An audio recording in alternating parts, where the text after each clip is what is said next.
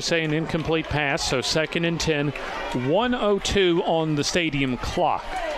Well, Diamond has been back there on his side. He's wreaked havoc defensively all night. 4-man front for Cherokee County. Snap in on play action, rolling is Hayes. He'll throw it down the field into coverage, and it is incomplete. Intended man was Max Hansen, as Amos, the deep man, the safety in coverage. So that's going to bring up a 3rd down and 10, Coach. Well, he had a man open. He just put a little bit too much on it. Yeah, maybe not enough air on that ball, Coach, as that was almost a line drive that time with a lot of mustard on the ball. And you got to throw that away from the safety too. He kind of threw that in towards the middle of the field, and that should have been thrown a little bit. Should have been thrown a little bit to the sideline a little bit more. Line to reach will be the 43 for the first down. Snap to Hayes. He'll set up and throw, and that is intercepted by Cherokee County. Interception made by the linebacker, Tristan Brown. Second look, Coach, at a game-sealing interception for Cherokee County. Well, he just got into his hook zone right there. You know, that's a slant right on the inside. He opened up, got the quick slant right there, and linebacker got underneath the route, and that's what you want. I tell you what, outstanding defense, but it looked as if, Coach, that Jack Hayes had locked in his eyes on Cody Holloway, the receiver. Yeah, he telegraphed that pass a little bit, but that's excellent coverage by the linebacker. He dropped into his hook zone, so. I tell you what, Coach, normally in the fourth quarter, that's Piedmont's quarter. So far tonight, it's been Cherokee County with the upper hand in the final stanza. Well, they'll stop it twice, but Cherokee County can run the clock out. So Cade Hopper takes the snap and gets the knee, takes the knee. And so clock never started. Should have had at least a second or so, as they have 49.3 seconds on the clock. Well, you don't want to make those kind of mistakes in a game of this magnitude. Right. A clock issue. Exactly. Especially if you're Cherokee County. As that'll stop the clock momentarily as far as the timeout being taken. Run 5 seconds off the clock.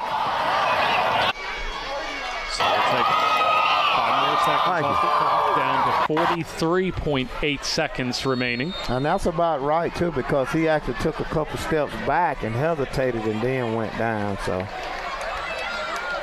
there, the clock now runs, as it doesn't appear that Piedmont, and now a timeout taken for Piedmont. So they'll have just one more timeout, and really nothing that Piedmont can do to prevent their first L of the season. So we'll take this timeout on the FNN High School Football Game of the Week. In Alabama, school spirit is in the air on Friday nights. At Farmers and Merchants Bank, we're giving our customers the opportunity to show their school spirit every day with our new Spirit debit card. We've designed a unique card for every Calhoun County school that includes the school's logo. So every time you use the card, you're showing your school spirit. Come in and get your school spirit debit card today. We've got spirit at FNN Bank. Service, solutions, and strength. Member FDIC and equal housing lender. Step into the offices of J. Britt Middlebrook CPA, where you'll find professional one-on-one service for business and individual clients. In this ever-changing tax and economic climate, you can count on receiving the expert advice you need. J. Britt Middlebrook works hard to provide every client what they need to meet all deadlines. Tax season will be here soon. For all out of the timeout, another knee taken for Cade Hopper, and likely one more timeout to be used for Piedmont, as they'll be out of timeouts with a 3rd down situation and 28.6 seconds to go. Now, and once again, in talking yesterday with Cherokee County head coach Jacob Kelly, game plan was to really take the game offensively out of Cade Hopper's hands and keep it on the ground and play a lot of ball control. they've really been able to do that, but some of their most effective ball control, Eddie, has been with those short passes. And I'll tell you what, Hopper has shown a lot of presence tonight, and in my mind has been the key factor for Cherokee County's soon-to-be victory tonight. He has. He's done an excellent job at managing the game and making the big plays when they needed to and keeping drives alive. I told you earlier when the coach was out there fighting for him, they took on his persona. And I'll tell you what, you mentioned something too as far as fight. That's what Cherokee County did after giving up that scoop and score late in the third. They've been able to come back and score the last 14 points of the ball game. And be sure to join us both Tuesday for the FNN Coaches Show and our next game of the week in Southside. Lincoln and Southside Gadsden has one more knee taken, and that will do it here in Center, Alabama, as the Cherokee County Warriors begin their home schedule by knocking off top-ranked in 2021 Class 3A champion Piedmont in a gritty come-from-behind effort, thanks to the precision and the poise of Cade Hopper, their senior quarterback. Our final score, Cherokee County 21, Piedmont 14. We'll take this time out and begin our postgame after this. In Alabama, school spirit is in the air on Friday nights. At Farmers and Merchants Bank, we're giving our customers the opportunity to show their school spirit every day with our new Spirit debit card. We've designed a unique card for every Calhoun County school that includes the school's logo. So every time you use the card, you're showing your school spirit. Come in and get your school spirit debit card today. We've got spirit at FNN Bank. Service, solutions, and strength. Member FDIC and equal housing lender. At iCare Alabama, our goal is to meet the needs of every patient. Dr. Dwayne Mohan and Dr. Ryan Price always strive for excellent outcomes. We want each patient to get the best vision and medical care possible. At iCare Alabama, we utilize all the latest technological advances to ensure that you receive the best quality eye care. So call for an appointment at any of our 4 locations in Piedmont, Heflin, Roanoke, or Atala and see the difference. Most insurance is accepted. iCare Alabama. Efficient, effective eye care close to home. Anniston Auto Trim and Body Shop is your best stop for full-service auto body repair, including all body work and professional painting. They also specialize in complete classic car restoration. When you have an accident, you want it back the way it was, and that's what you get with the team at Anniston Auto Trim. The same is true if you're ready to restore your dream car or a timeless family classic. They work with all major insurance companies and provide free estimates for every job. Come by today and see Stacy Jennings and the gang at Anniston Auto Trim and Body Shop, just up the hill off Quintard on Greenbrier Deer Road. Your neighborhood Grub Mart is your one-stop shop for everything you need when you're on the go. Grub Mart features the best prices on Coke and Pepsi products and is the home to the 99-cent bag of ice every day. And Grub Mart is your exclusive home for the popcorn bucket. Purchase yours for only $5.99, then bring it for free refills throughout the year. And save every day with your Grub Mart Super Saver card. When you're on the go, it's good to know Grub Mart has everything you need. Gas, diesel, and delicious Oleo donuts. In business over 78 years, visit your local Grub Mart today. In Alabama, school spirit is in the air on Friday nights. At Farmers and Merchants Bank, we're giving our customers the opportunity to show their school spirit every day with our new Spirit debit card. We've designed a unique card for every Calhoun County school that includes the school's logo. So every time you use the card, you're showing your school spirit. Come in and get your school spirit debit card today. We've got spirit at FNN Bank. Service, solutions, and strength. Member FDIC and equal housing lender.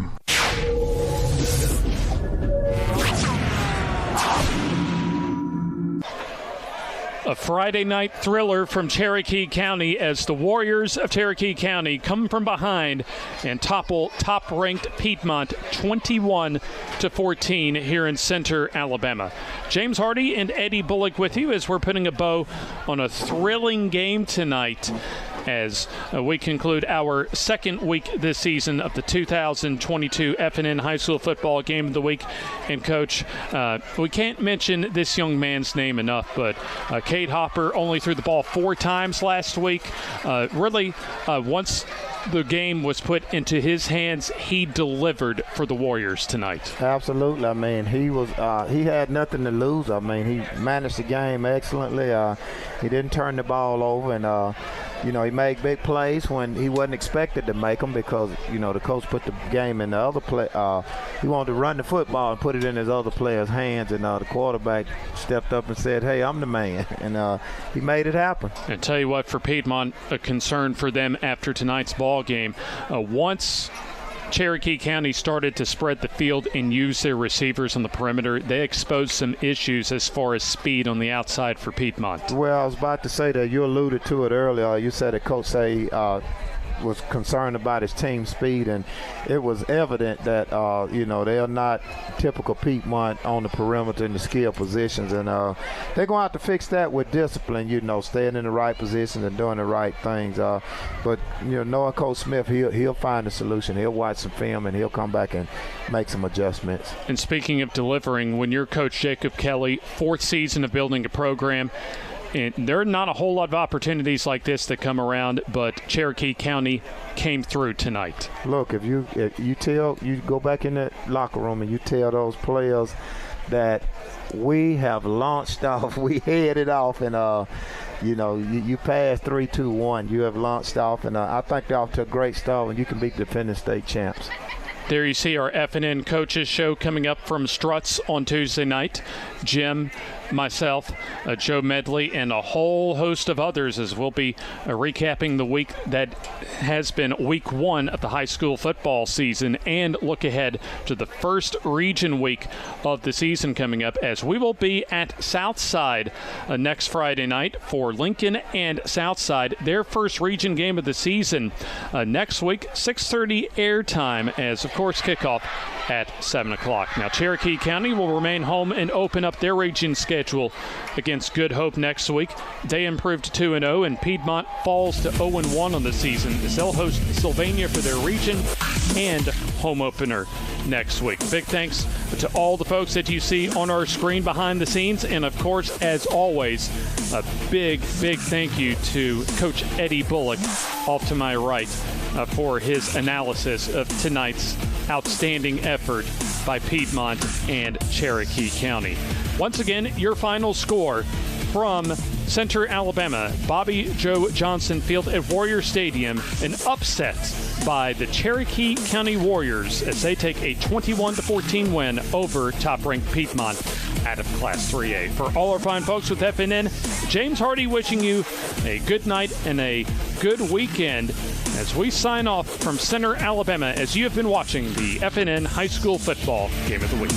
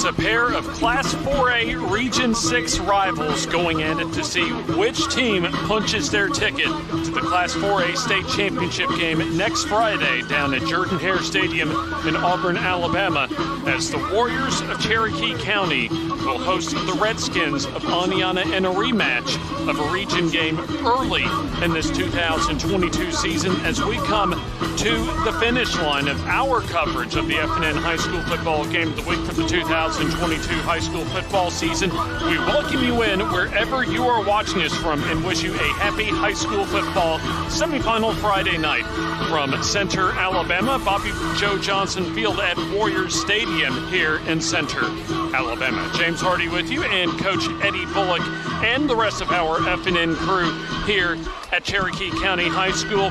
And Coach, for these two teams, they've had outstanding seasons, a couple of well-coached teams, and just 48 minutes stands in their way from punching their ticket to a state championship game. Well, I know they're both excited about being at this stage. You know, Cherokee County had a loss early, and I think they are going to be excited for this one, having it at home.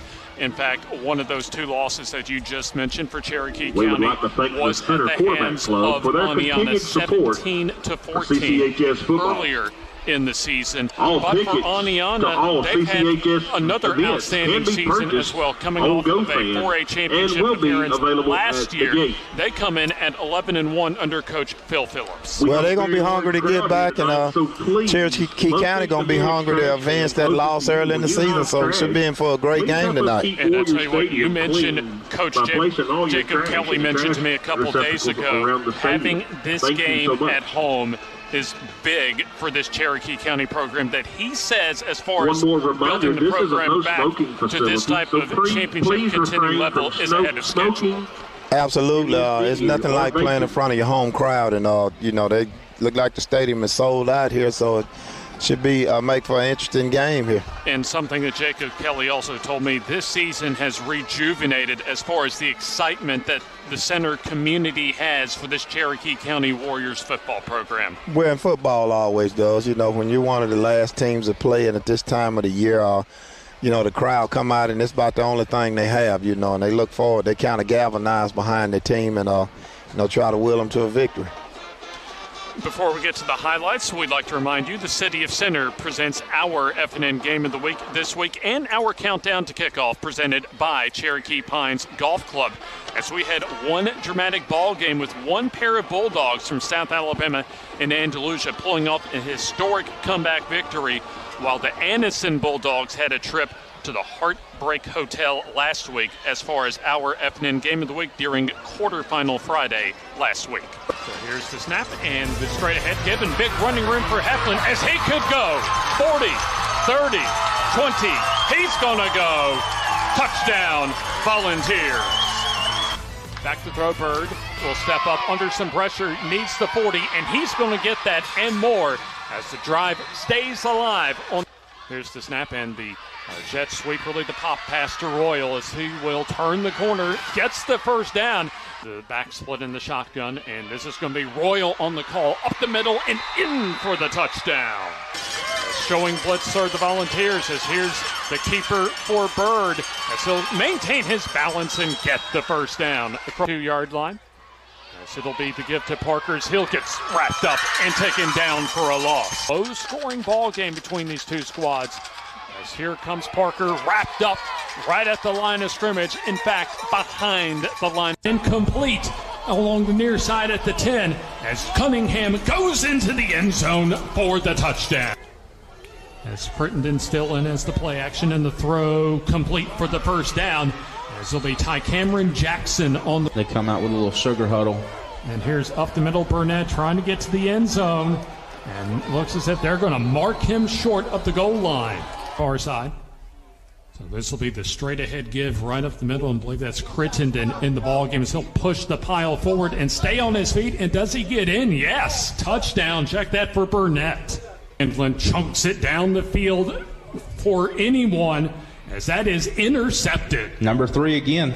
That's Cade Denson. Cade, fourth quarter on play action. Lathrop stepping up and zipping it, and that is looks like complete. Yet one coverage to the near the boundary as the throw down the near side. It is, let's see, a flag on the play, and I believe it is caught in the snap, and Burnett getting the call, breaking one tackle and getting into the end zone. Touchdown, Andalusia. Here's the pump fake. Lathrop throws, and that's going to be intercepted. Intercepted for Anniston as is Jaden Dobbins on the interception, as he'll turn the corner 30 and gets taken down at the 20-yard line in a maybe about 3.5 yard, as it'll be Cunningham off the right side toward the end zone and in for the touchdown. It was actually Cam Sandlin, the quarterback, on a quarterback keep there. He just cut it. Play action for Lathrop. He'll throw it into coverage as Denson gets it as he's all alone and going to the end zone for the touchdown. Lucia standing at around the Anniston 45. Sandlin punt will be a line drive as Jackson receives at the 46. Trying to turn the corner, gets inside the 35, inside the 30 with a full head of steam, and he's going to go. Touchdown, Andalusia. Sandlin will drop the throw under some pressure.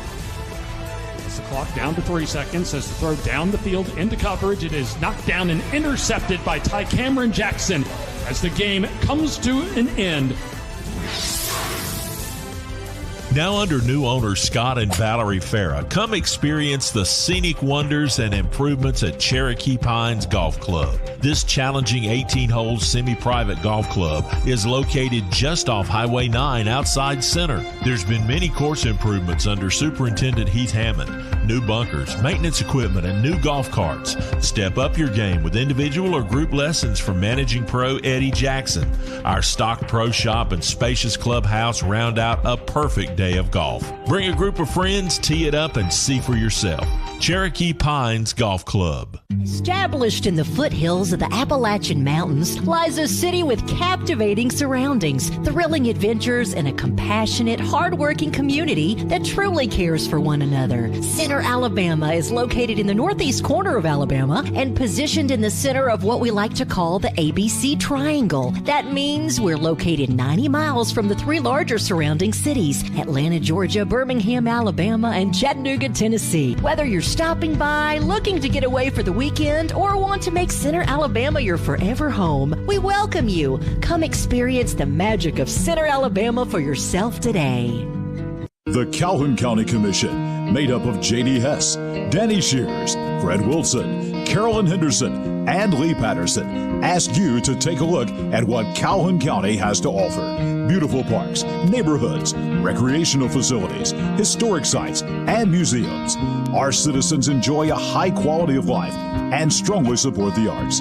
If you are considering expanding or starting a new business, take a look at what Calhoun County has to offer. You will be glad you did. Your neighborhood Grub Mart is your one-stop shop for everything you need when you're on the go. Grub Mart features the best prices on Coke and Pepsi products and is the home to the 99-cent bag of ice every day. And Grub Mart is your exclusive home for the popcorn bucket. Purchase yours for only $5.99, then bring it for free refills throughout the year. And save every day with your Grub Mart Super Saver card. When you're on the go, it's good to know Grub Mart has everything you need. Gas, diesel, and delicious Oleo donuts. In business over 78 years, visit your local Grub Mart today.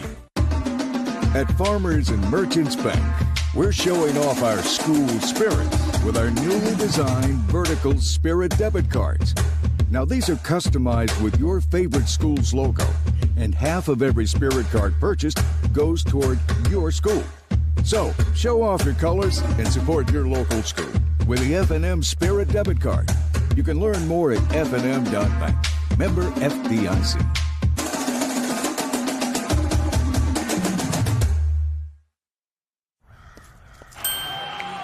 Hey, who are you? Oh, hey, Jeff, I'm a car thief. What? I'm here to steal your car because, well, that's my job. What? What? What? What? What? What? What? It happens. So get on stake. I'd be better protected from mayhem, like me. PCA Insurance is an independent insurance agency located in Piedmont, serving the cities of Piedmont, Center, Hoax Bluff, Jacksonville, Collinsville, Gadsden, Anniston, Cave Springs, and Oxford.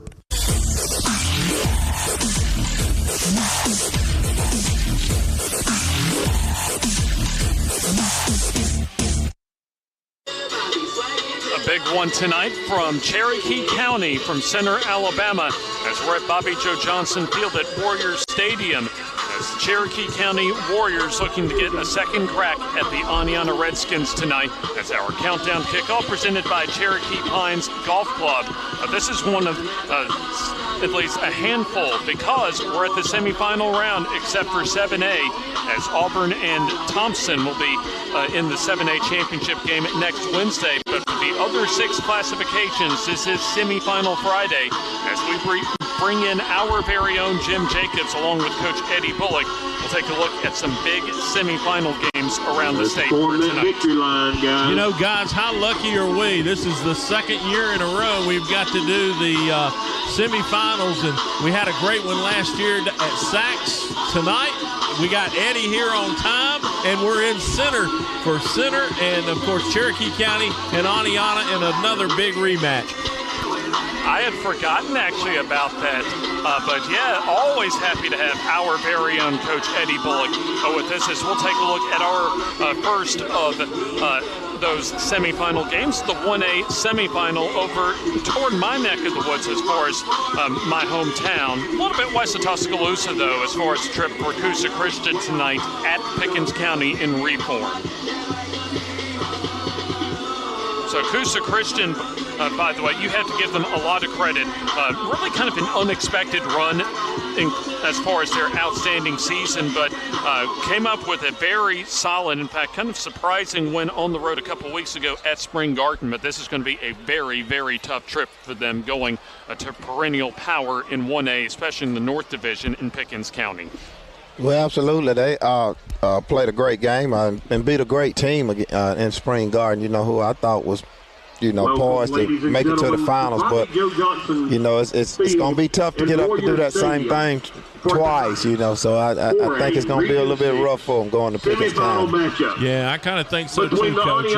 I really think that every week Coosa Christian gets a chance to play, throughout the rest of the playoffs is a bonus week for them. I mean, it's a program that's really trying to, do something special. So tonight, can they? Not at Pickens County, I don't think so. Yeah, I don't think so either, as Pickens County just has the experience as far as the postseason. I'll go with Pickens County as well, as here is our national anthem.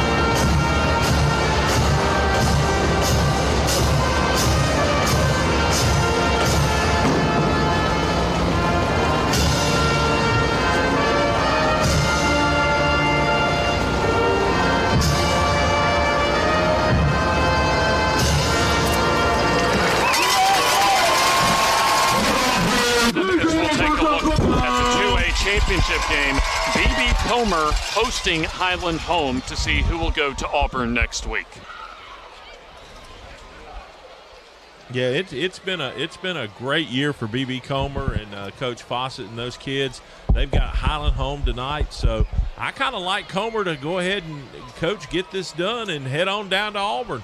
Well, I'm kind of with you on that one. They had a great run last year, and I think Coach Fawcett is kind of putting some things together and putting some things into play, and he has an opportunity at home now to really, really turn the tide on this program, and I think they get it done at home. I kind of wonder, though, Eddie, they announced this week that Sylacauga was going to release their head coach, Rob Carter.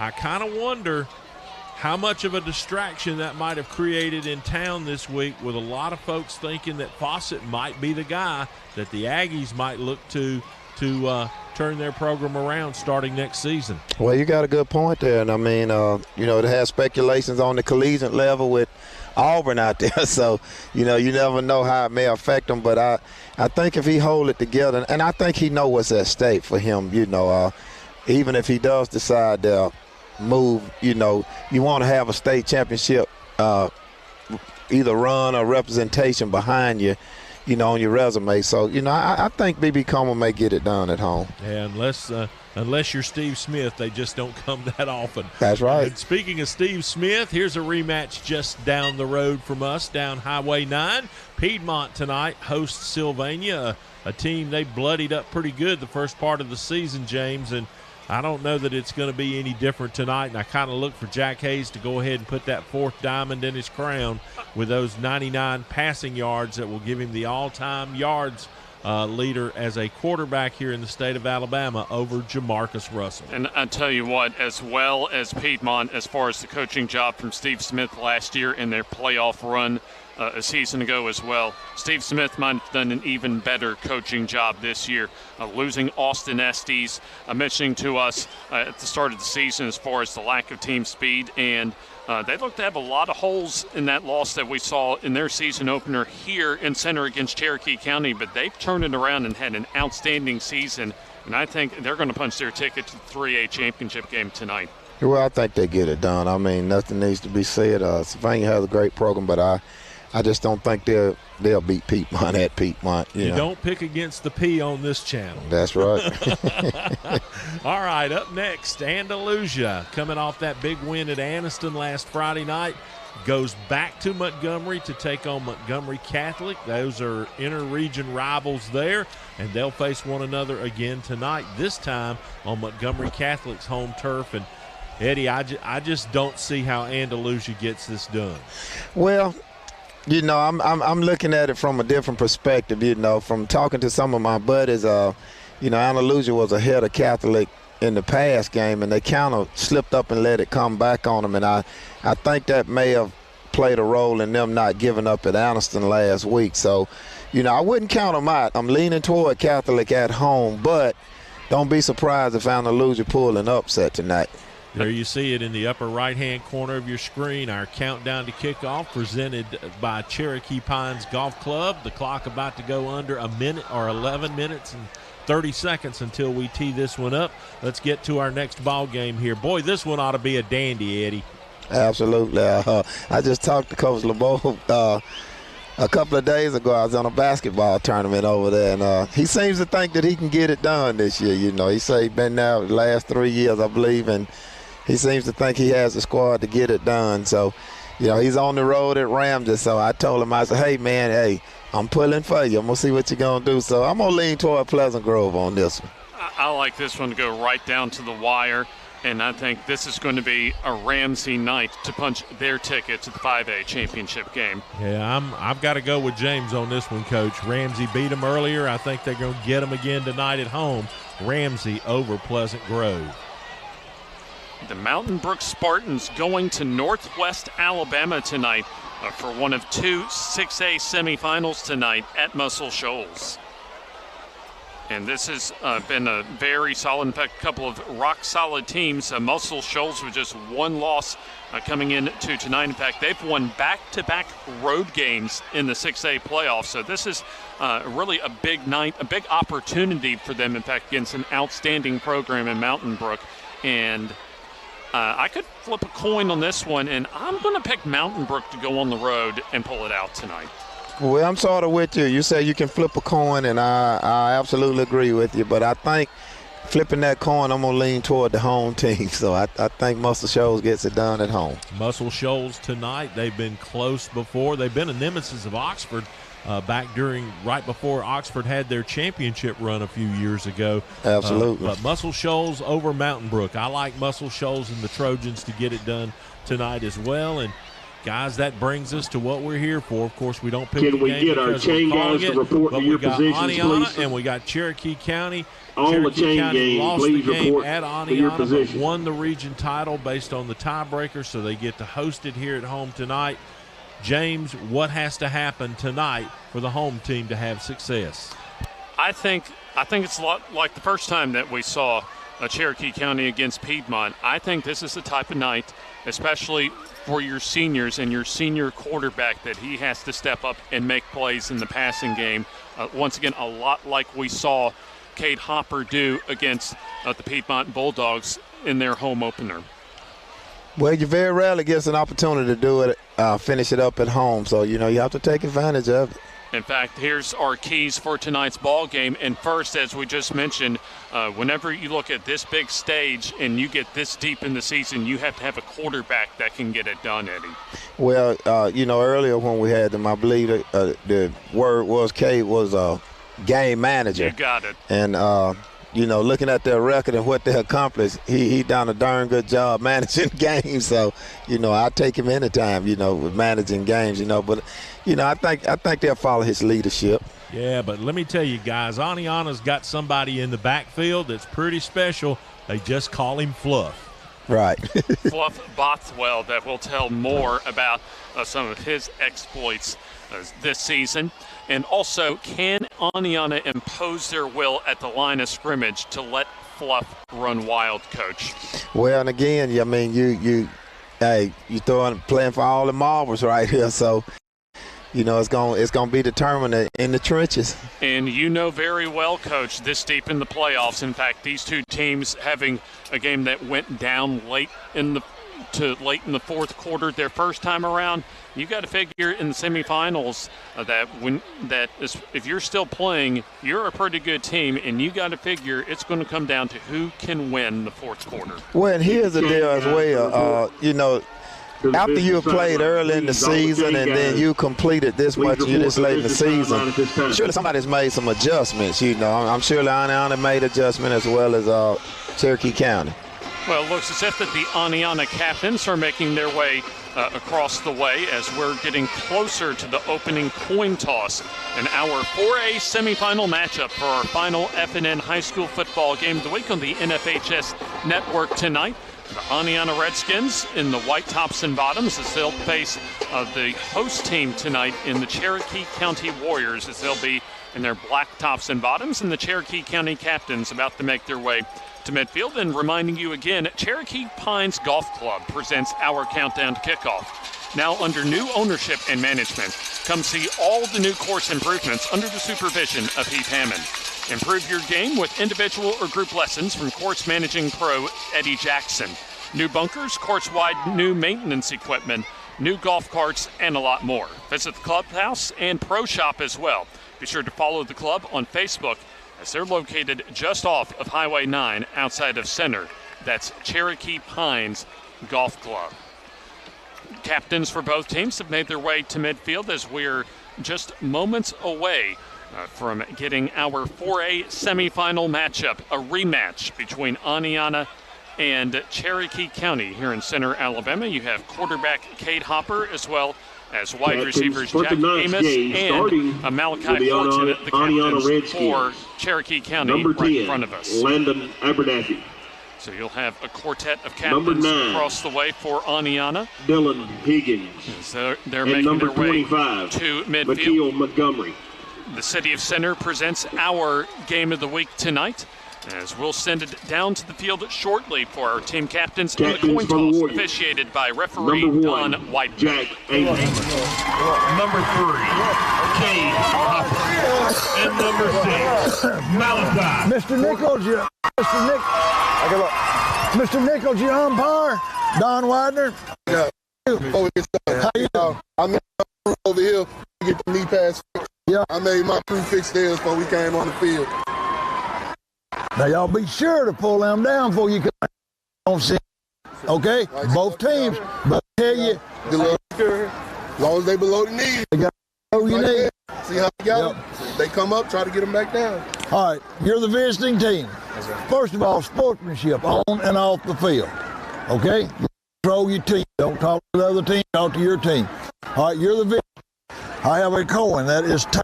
The AHSAA is head. What are you going to call? Tails, he called. Everybody heard tails? It's heads. You win the toss. What do you wish to do? Defer. You want to defer to the second half. All right, stand right there. Warriors have won the toss, and they will defer to the second half. You can have the ball, which I'm sure you want. Yes, sir. So there you heard, Cherokee County wins the coin toss as they will elect to defer their option until the second half, as the Alabama High School Athletics Association would like to remind you out there, the fan, that we all play a role when enjoying high school sports. Be a role model and display good sportsmanship at all times. A public service message from the Alabama High School Athletic Association. Our FNN High School Football Game of the Week on the NFHS Network is brought to you by the City of Center, as we are just moments away from kickoff between Cherokee County and Oneonta, two Class 4A Region 6 rivals going at it for the second time this season, as we'll see the Oneonta Redskins on offense for the first time tonight when they get the opening kickoff. And we went over some of our keys, but you being a coach, as far as a long-time coach in this area, how are these two coaches approaching a night like tonight, Eddie?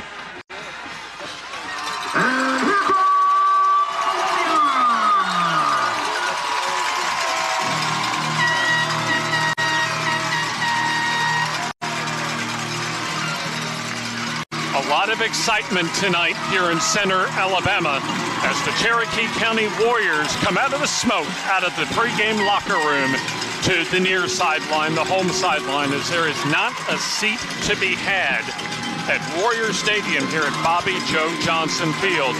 One of these two teams will have their season come to an end. The other will punch their ticket to Auburn for the 4A state championship game next week, which kickoff will be at 11 a.m. Friday. As you see the breakdown for these two teams this year, Cherokee County got the top seed out of the three-way tiebreaker for first in Region 6. Oneonta was the third seed out of the region this year. And state championships, quite a few of them, 5 of them, I believe, for Oneonta, as they're looking for their second consecutive trip to the 4A state championship game, as they were the runner-up last season, and Cherokee County looking for their first visit to the state title game since 2009. It'll be Cherokee County kicking things off. It'll be Mejia set to kick off for the Cherokee County Warriors.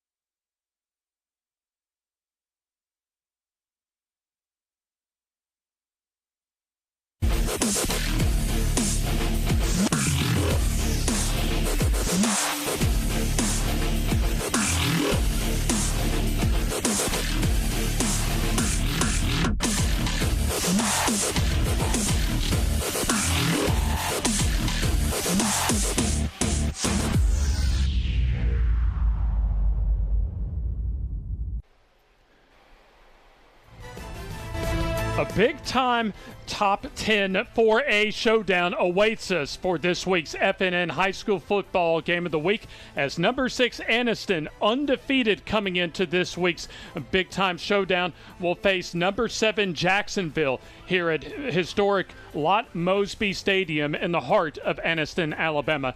And we wish you a happy Friday from Anniston. James Hardy with you, along with a familiar face as far as the coaching ranks in our area. Paul Farlow joining us this week as our guest color analyst and a coach. Whether you're a broadcaster, a coach, a player, or a fan, the blood gets going a little more when you have one of these type of top 10 showdowns going on. Yeah, you're right. It's a big game for both teams. Like I said, Anderson's undefeated, Jacksonville one loss, and big region matchup tonight here. You mentioned, of course, we're going to be talking about all throughout, really kind of a theme for tonight, the big matchup. And when you look at Jacksonville having lost at home last week to Handley, one of the top programs, not only in recent years, but as far as tradition in the state of Alabama, even though they got a home loss last week. Still, you might think, Coach, that this is maybe a little bigger game for Jacksonville tonight than it is for Anniston. Yeah, it definitely is, because they can't afford to go down 0-2 in the region and you know, looking for a playoff berth. You always want to finish first or second, or you can host a playoff game. If you don't, you know, then you're on the road and you're going against a higher ranked opponent in the playoffs once you get there. We'll certainly get into as far as our keys in a little bit later on in our countdown to kickoff as far as keys to victories for both teams. But let's flip over and look over at the opposite sideline from Jacksonville tonight, Coach, and the Anniston Bulldogs under Coach Rico White. And they had a dominating 55-7 victory last week on the road at Munford. And this is just as big a game for them, Coach, as it is for Jacksonville as far as trying to keep pace in the region with Handley and hope, as far as their perspective, set up another showdown later in the season for a potential region title. Right, it keeps them in the race. You know, they'll be tied with Handley if they win, and you know they keep on winning throughout until they get to the game with them against, you know, for probably the region championship. If they can win tonight, you don't stay on track to get there, you know. And then, of course, when you, from a coach, from any perspective, the first thing you look for are the quarterbacks as far as a big-time matchup. And for both teams, they've had some outstanding quarterbacks. First, I think you had a chance last week to see Jacksonville's Jim Ogle. Describe what you saw from him. Yeah, I watched him last week, you know, against Handley in a game that, you know, he throws the ball real well.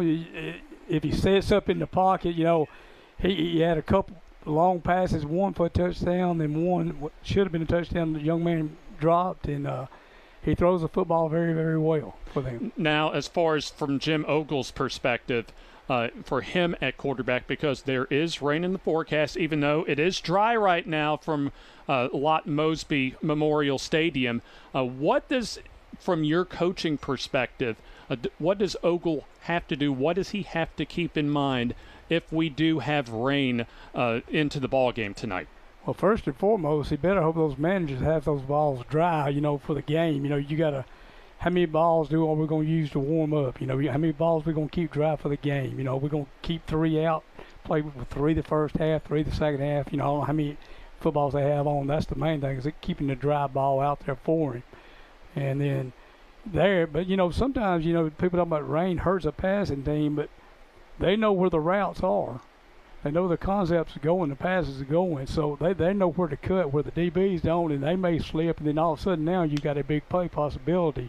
You know, but by a DB slipping down, you know, cause the field being wet and so on and so forth like that. So they do have an advantage in that aspect of it, because they do know where the balls are going to be thrown most of the time. You know, again, it all starts up front with protection. And for Anniston, you look at a little different type of quarterback than Jim Ogle, who's more of a traditional pocket passer. Cam Sandlin for Anniston, South Carolina commit, so he'll be playing in the SEC after his Anniston Bulldogs career is over. And, Coach, just kind of describe what type of impact someone like Cam Sandlin, that's a dual threat that can both throw and pass, what he means to a team. But, you know, I haven't seen Anniston play yet this year, but, you know, a dual threat guy, you know, he puts pressure on you. Not only if things do break down, he has the ability more so, but I think than the young man from Jacksonville probably escape danger when the pocket breaks down. You know, he can get out and make something happen that the other kid may not have that ability as he does. And, of course, you may have a lot of quarterback runs, you know, for him, for it be zone read type deals or counters off of it, you know, off the zone and stuff like that, that they can use to exploit their defense with him, you know, as a runner as well as a passer. You mentioned, Coach, as far as protection for these quarterbacks, and last week, as far as our FNN game of the week, one offensive and defensive line totally dominated the line of scrimmage in a surprisingly dominant effort as Southside took care of Lincoln 42-7 last week. As we'll take a look into our first break of the night our highlights from our FNN game of the week last week. He has running room, first down 45, in the open field 35, cuts against the grain, still on his feet, and finally taken down into Southside Temperance, first down to 20. As rolling will be Weed under pressure, escapes a tackler, trying to outrace another, and does so as he'll get tripped up shy of the first down, but at the front door of the goal line. As here's the straight ahead give. So second and short as the play action for Neesmith. Plenty of time, steps up and throws over the middle, and that looks like complete to Jordan Bryan into Southside still on their first drive of the ball game. Here's play action for Neesmith, rolling under pressure and now throwing and complete to the far side. 4th and 2. Here's the delay give, big hole for Teague, up the middle and in for the touchdown. Shotgun Neesmith, delay give again to Teague, big running room, he could go 10, 5, touchdown Southside. 18 and 28 yards out. There's the snap and the jet sweep give to Roberts as he'll cut it up the middle and has room and the first down, and he could go 40, 35, stutter steps and wrapped from behind at the 20 goal from the 1 as Neesmith off the right side, and he'll waltz in for an as Weed out of the shotgun as he'll throw it down the field for all it's worth, and that is intercepted from Lincoln High School's Mason Hill. As here comes McMichael to the near side, and big opening across the 40 to the 45 to the 50. Taken down, check that, Cole Garrett on the Rich Chastain at fullback. Delay give, big running room, and this could go all the way for Teague. 15, 10, and taken down inside the 10. Snap and holder there, and the kick, plenty of distance. The line drive is up, and it is through. Rushing totals tonight is play action, and the throw, receiver behind the defense, and an easy touchdown for Cody Roberts. That time getting hit down low from behind. Here's the run for Roberts as he has open running room, and he could go 35 and taken down from behind at the 33-yard line. There it is. Here's the keeper and an easy walk-in for Gage. You normally would see a field goal right there, but Southside is sending a message. Well, you won't have to worry about that field goal. Advantage Tire and Alignment on Highway 202 in Anniston is so much more than just a new tire and rim shop. There's not enough time in this ad to tell you all the many things they can do to help keep your car in tip-top shape. Advantage Tire uses ASE certified technicians, so you know any work done is top-notch. Bottom line, if it needs repaired or replaced, they can probably do the job and save you money. And when it comes time for new or used tires and rims, Advantage Tire and Alignment prices just can't be beat. Stop in and see Bruce and the crew today. Advantage Tire and Alignment. Your neighborhood Grub Mart is your one-stop shop for everything you need when you're on the go. Grub Mart features the best prices on Coke and Pepsi products and is the home to the 99-cent bag of ice every day. And Grub Mart is your exclusive home for the popcorn bucket. Purchase yours for only $5.99, then bring it for free refills throughout the year. And save every day with your Grub Mart Super Saver card. When you're on the go, it's good to know Grub Mart has everything you need. Gas, diesel, and delicious Oleo donuts. In business over 78 years, visit your local Grub Mart today. In Alabama, school spirit is in the air on Friday nights. At Farmers and Merchants Bank, we're giving our customers the opportunity to show their school spirit every day with our new Spirit debit card. We've designed a unique card for every Calhoun County school that includes the school's logo. So every time you use the card, you're showing your school spirit. Come in and get your school spirit debit card today. We've got spirit at FNN Bank. Service, solutions, and strength. Member FDIC and equal housing lender.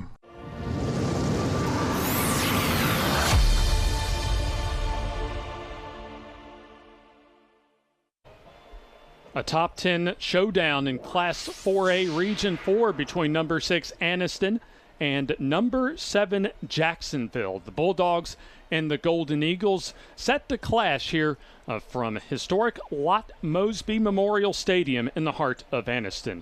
James Hardy along with Coach Paul Farlow this evening for our FNN High School Football Game of the Week. And we've already gotten a little bit of rain as far as a pregame. So you figure, Coach, that And also, as far as the forecast for the ball game tonight, probably as far as most of the game, probably somewhere in between about 7:40 to the end of the ball game, you'll have a chance for either light to moderate showers. So you got to figure that both of these coaches, Clint Smith for Jacksonville, Rico White for Anniston, one of their points of emphasis, making sure as far as solid ball security with a wet ball, but also making sure that their players put themselves in position to have solid footing. As we take a look at the radar picture on your screen, not really any raindrops to speak of right now. There is some light rain, as you see, around the area, but even with the earlier rain that we've had and expecting a little more light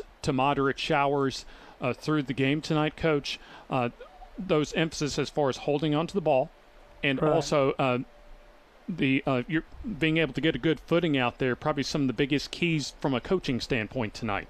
Oh yeah, I'm sure they check the weather forecast, so they may have done like wet ball drills during practice, stuff like that, just in case. And probably now, since it's not raining, they probably want to get out there and get something going early and try to set the tone and get ahead before the rain gets in, because if the rain is really heavy, that's going to affect everything you call offensively, and also the kicking game, snaps on punts, anything like that, or shotgun snaps. So again, dry balls are going to be very important, for both teams tonight during the game. So do you think, Coach, as far as the dry weather right now, that kind of helps Jacksonville out, especially trying to get something going early in the ball game? It may, because they really want to throw the football too.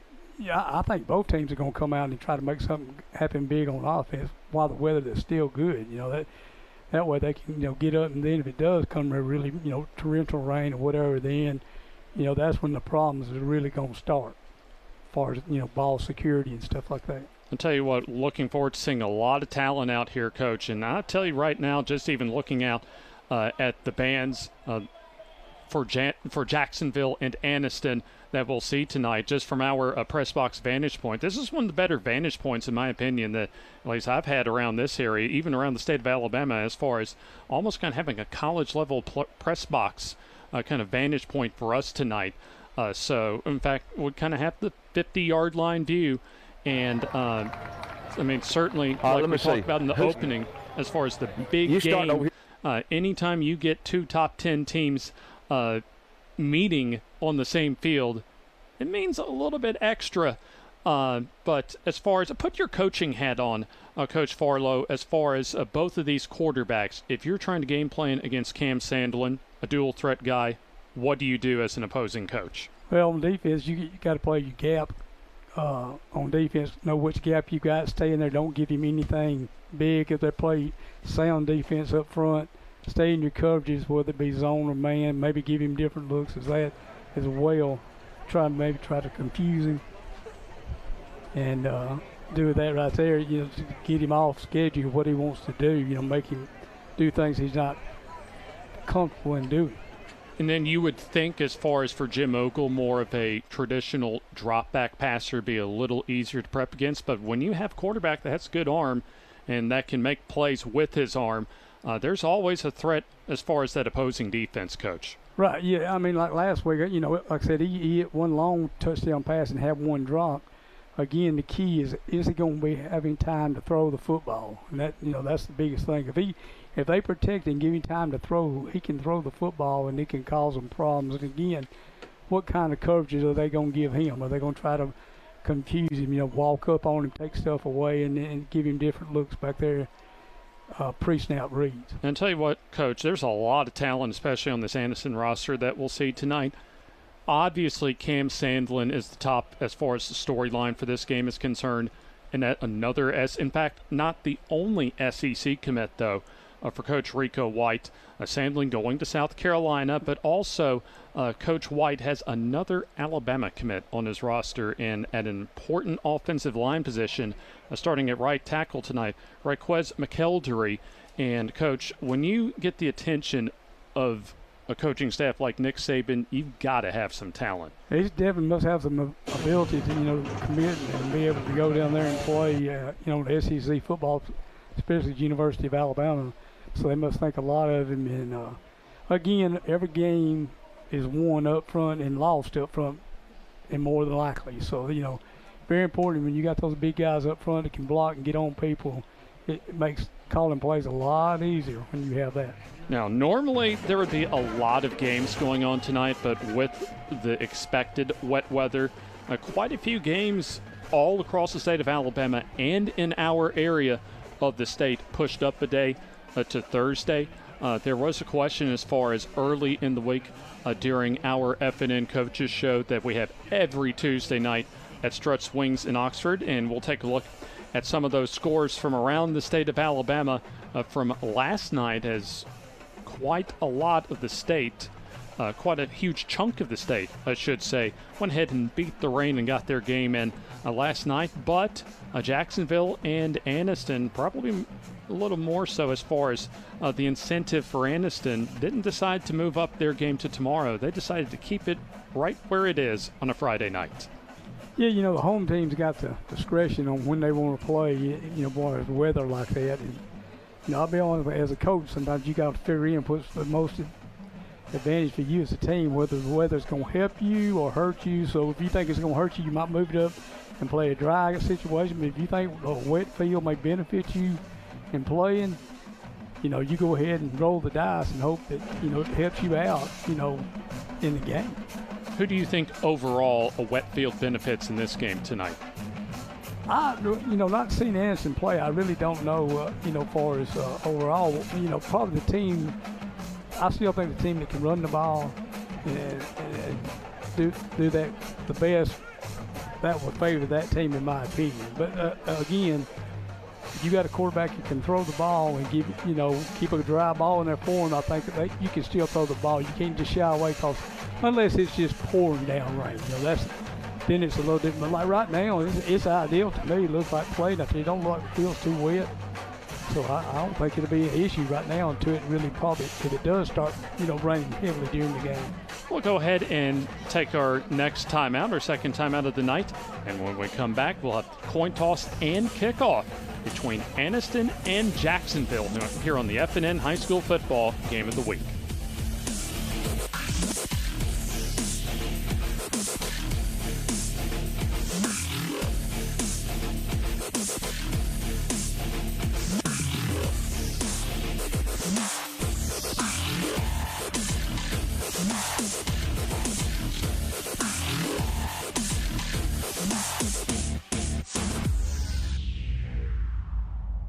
Welcome to Calhoun County, Alabama, your natural attraction. We have invigorating outdoor activities, amazing cultural sites, mouth-watering food, and southern hospitality, all wrapped into one amazing vacation destination. Whether you're looking for a relaxing overnight getaway or for a one-of-a-kind escapade, Calhoun County boasts an incredible selection of outdoor recreational opportunities. Calhoun County is the natural attraction, centrally located between Atlanta and Birmingham, with plenty of fun and memories waiting to be made. Come to Calhoun County, Alabama, a natural attraction. Step into the offices of J. Britt Middlebrook, CPA, where you'll find professional one-on-one service for business and individual clients.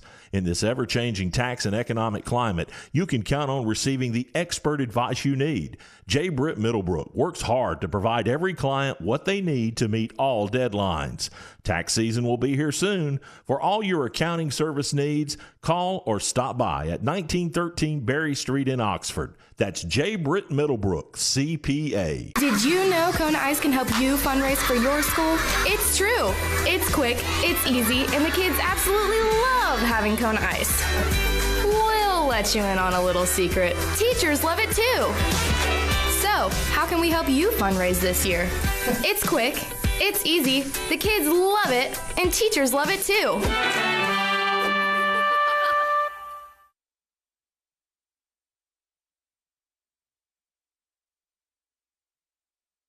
Anniston Auto Trim and Body Shop is your best stop for full-service auto body repair, including all body work and professional painting. They also specialize in complete classic car restoration. When you have an accident, you want it back the way it was, and that's what you get with the team at Anniston Auto Trim. The same is true if you're ready to restore your dream car or a timeless family classic. They work with all major insurance companies and provide free estimates for every job. Come by today and see Stacy Jennings Jennings and the gang at Anniston Auto Trim and Body Shop, just up the hill off Quintard on Greenbrier Deer Road.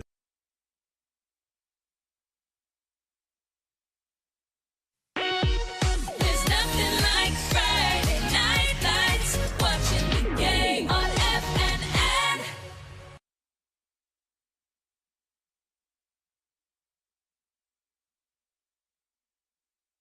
From historic Lot Mosby Memorial Stadium in the heart of Anniston, as we are minutes away from getting a critical Class 4A Region 4 battle going, as both team captains for Jacksonville and Anniston will come out to midfield shortly for the opening coin toss.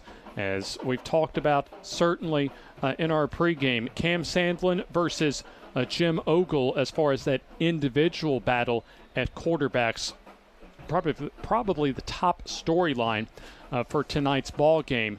But when you talk about these two teams, Coach, certainly quality teams, excellent talent as far as players and well-coached teams as well, as it appears we will send it down to the field as the teams and the fans here at Lot Mosby Memorial Stadium getting ready for our national anthem.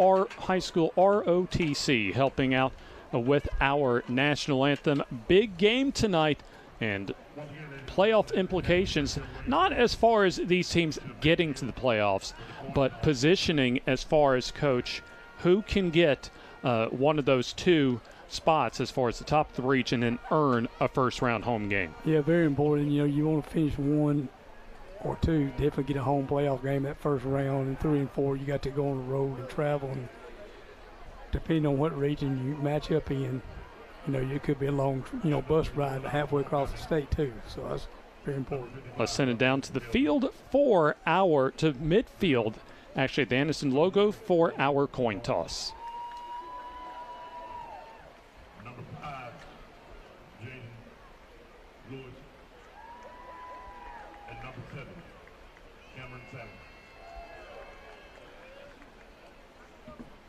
You have Cam Sandlin, number 7, the quarterback, as one of the team captains for Anniston among the 4. Also, Jaden Lewis, the free safety, as far as the team captains for Anniston. And also 4 team captains for Jacksonville High School, the Golden Eagles. As here you see the coin toss. And it's going to be, you figure it's going to be big, Coach. In fact, go ahead and give us some of your keys in your mind for this game tonight. Like I said earlier, I think each coach will get off to a fast start, to beat the weather. I think they're going to come out the gate firing up and ready to go. And, who can handle the weather? And once the weather gets in, if you prepare for it through the week in practice. And then also, as far as Jacksonville throwing successfully, you look at what he's throwing against, and it's probably going to be one of the better defensive backfields as far as both overall talent, athleticism, but also speed for Anniston. Yeah, I'm sure Anniston defense, normally every year they're very fast on defense. So, secondary will be fast. Can you block them up front, protect him as well, and give him time to throw the football, picking up stunts, stuff like that. But also, when you talk about these two teams being only, really 10 to 15 minutes apart from each other, correct. It's become a pretty big rivalry as far as these two teams, especially in region play. So you got to figure there's a lot of emotions on both sidelines tonight. I'm sure there will be. Again, like you said, early in the year, but it's a very big game, region-wise. Well, especially now when you get into region play, as you know, the stakes for each individual game get higher as far as that 10-game schedule, at least up to 10-game schedule for teams all across the state of Alabama. Anniston will be in their all-black outfits as far as the black tops and the black bottoms, black helmets, and they'll have the red numbers as well. So going to try and give me a challenge as far as identifying numbers tonight. But we'll see what happens tonight as far as our vantage point atop Mosby Memorial Stadium in Jacksonville, as you see there in their white tops and bottoms as well. And our first quarter presented to you by Representative Barbara Bixby Boyd. This November, which is just around the corner, vote to re-elect a true champion for House District 32. Triple B, Barbara Bixby Boyd, proudly supporting our education system and the administrators, teachers, and students. She was my English teacher. Oh, very interesting. Yeah, back at Weaver, she was my English teacher back in the day. Okay. You never thought that she'd be a sponsor for us on a broadcast you'd be on? No, I sure did. Well, you never know, like in Forrest Gump, life's like a box of chocolates. You never know what you're going to get. You're right. And sometimes with football as well, as you never know what you're going to get. That's why you play the game, though. That's true. Exactly. So Anniston will receive the opening kickoff as they'll be fielding off to our left, going from our left to right to begin tonight's ball game. One of these two teams with a win certainly will position themselves very well down the stretch when it comes to trying and winning a first-round playoff spot. And one of those top two seeds in the region has a short kick, a fair catch at the far side will be fielded inside the 30-yard line, as Anniston will have the ball first to begin tonight's ball game. First down and 10. Expecting rain later on in the ball game, but right now kind of cloudy skies and temperatures in the 70s for our game time weather conditions. So for the Anniston offense, it'll be the South Carolina commit Cam Sandlin that will call signals at quarterback. He'll have Malachi Taylor as the running back. The receivers, Javon Thomas, Jamarius Billingsley, and Dion Lunsford, and the tight end, Omarion Jones. So Anniston will set up shop from their own 28 officially, as the snap and the give will go to Taylor, as he will not have very much running room. In fact, may be lucky to get back to the line of scrimmage, as you had Ryan Mitchell, the linebacker, leading the way on the tackle for Jacksonville, as completing the Anniston starting lineup. On the offensive line, you have Stephon Traylor at left tackle, Malachi Harris at left guard. The center will be Deodric Searcy, Darius Feaster, the right guard, and Raquez McKeldry of the right tackle. It looked like Anniston illegal formation there. They didn't have enough. Got too many people in the backfield. So a good spot there, Coach, as they'll mark the football back 5 yards, wipe away the tackle for loss. Must have been a dead ball penalty as well. Dead ball be first and 15. So there you go, 1st and 15, as it'll be the running back Taylor not getting much luck either on this run. And so the official first run, like the other run, looks like it's going to be a loss on the play. And right now, Coach, looks like the Jacksonville front seven doing their job. Yeah, they're along the holding line their of own right scrimmage. now pretty well. I mean, they played both runs pretty good right there. So, they can do that. Now you're looking at, 2nd and 14?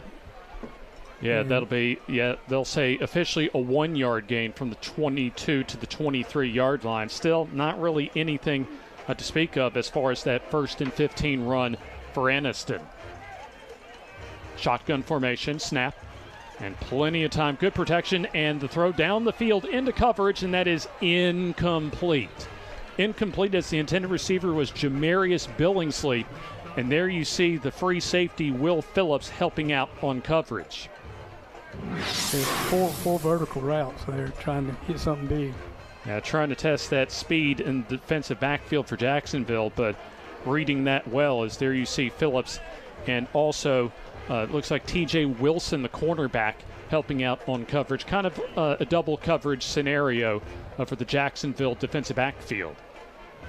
That's going to set up a 3rd down and 14, and so the line to reach for the first down will be the 37. Taylor in motion.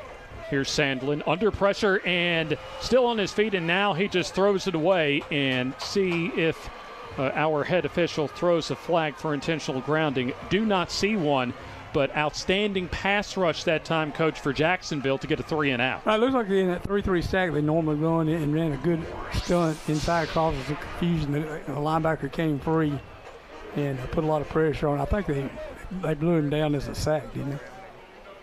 Looks like. Yeah, you may be right on that. Was the line of scrimmage was the 23, so I think you're right, Coach. That will go down as a sack officially back to the 14, so a loss of 9.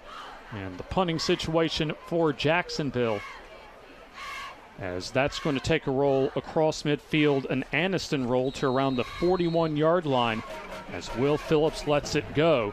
And so Jacksonville will have outstanding field position as Jim Ogle and the Golden Eagles offense will get their first look at the Anniston defense. As Jacksonville comes into tonight 2-1 on the season, 0-1 in Class 4A Region 4 play off of a 54-41 loss at home to Handley last week. So you'll have Ogle, the quarterback, also Xavier English and Will Greenwood, the running back and fullback respectively. And we'll go over the rest of the starters for Jacksonville on offense after this opening offensive play from scrimmage. So here's Ogle checking at the line and calling an audible as it'll be the give up the middle and big hole for English. Good blocking along the left side, really the center of the offensive line as the gain gets to the 47-yard line, and that was an outstanding first down run for Jacksonville. You look like he ran what I call gopher play. You got the guard trapping with the H-back coming in to clean anything else up. Wide receivers will be Drew Pridgeon, Kydrick Fisher, and DeMonte Sinclair for Jacksonville. And the offensive line at left tackle will be Cooper Hodge, Nate Smith, the left guard, Trey Brown, the center, Hayden Smith, the right guard, and Nick Smith, the right tackle. Here's the play action and incomplete on the RPO pass. Deflected around the line of scrimmage, and so that's going to set up a 3rd down and 4 scenario. So just a little over, in fact, 1 second more than 2 minutes played in tonight's ball game as Anniston went 3 and out on their opening possession. And so Jacksonville facing a 3rd down and 4 as they basically need to cross midfield to get to the Anniston 49 to keep the drive going. So the Anniston defense will have Hezekiah Harris and Grayshawn Swain as the defensive ends, KJ Cole and Lindsey Smedley the tackles as the throw over the middle in coverage, and that is complete to Pridgeon for the first down. In fact, a little wrestling match for the football. As we'll take a second look at that, I think DJ Pope might have had to try and at least steal the ball, but good concentration, Coach, by Pridgeon to reel in the 3rd down catch. Right. And there you see, and Coach, that was right in a narrow window too. Outstanding throw. That was a great throw right there. Like you said, put it in a close area.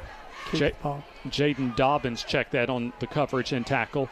As here's the give for English, as he'll have to fight his way across the line of scrimmage to the 39-yard line.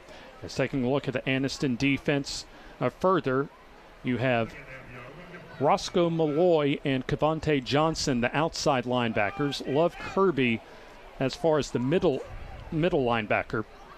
The corners, DJ Pope and Jaden Dobbins, and then Jalen Cunningham and Jaden Lewis, your safeties.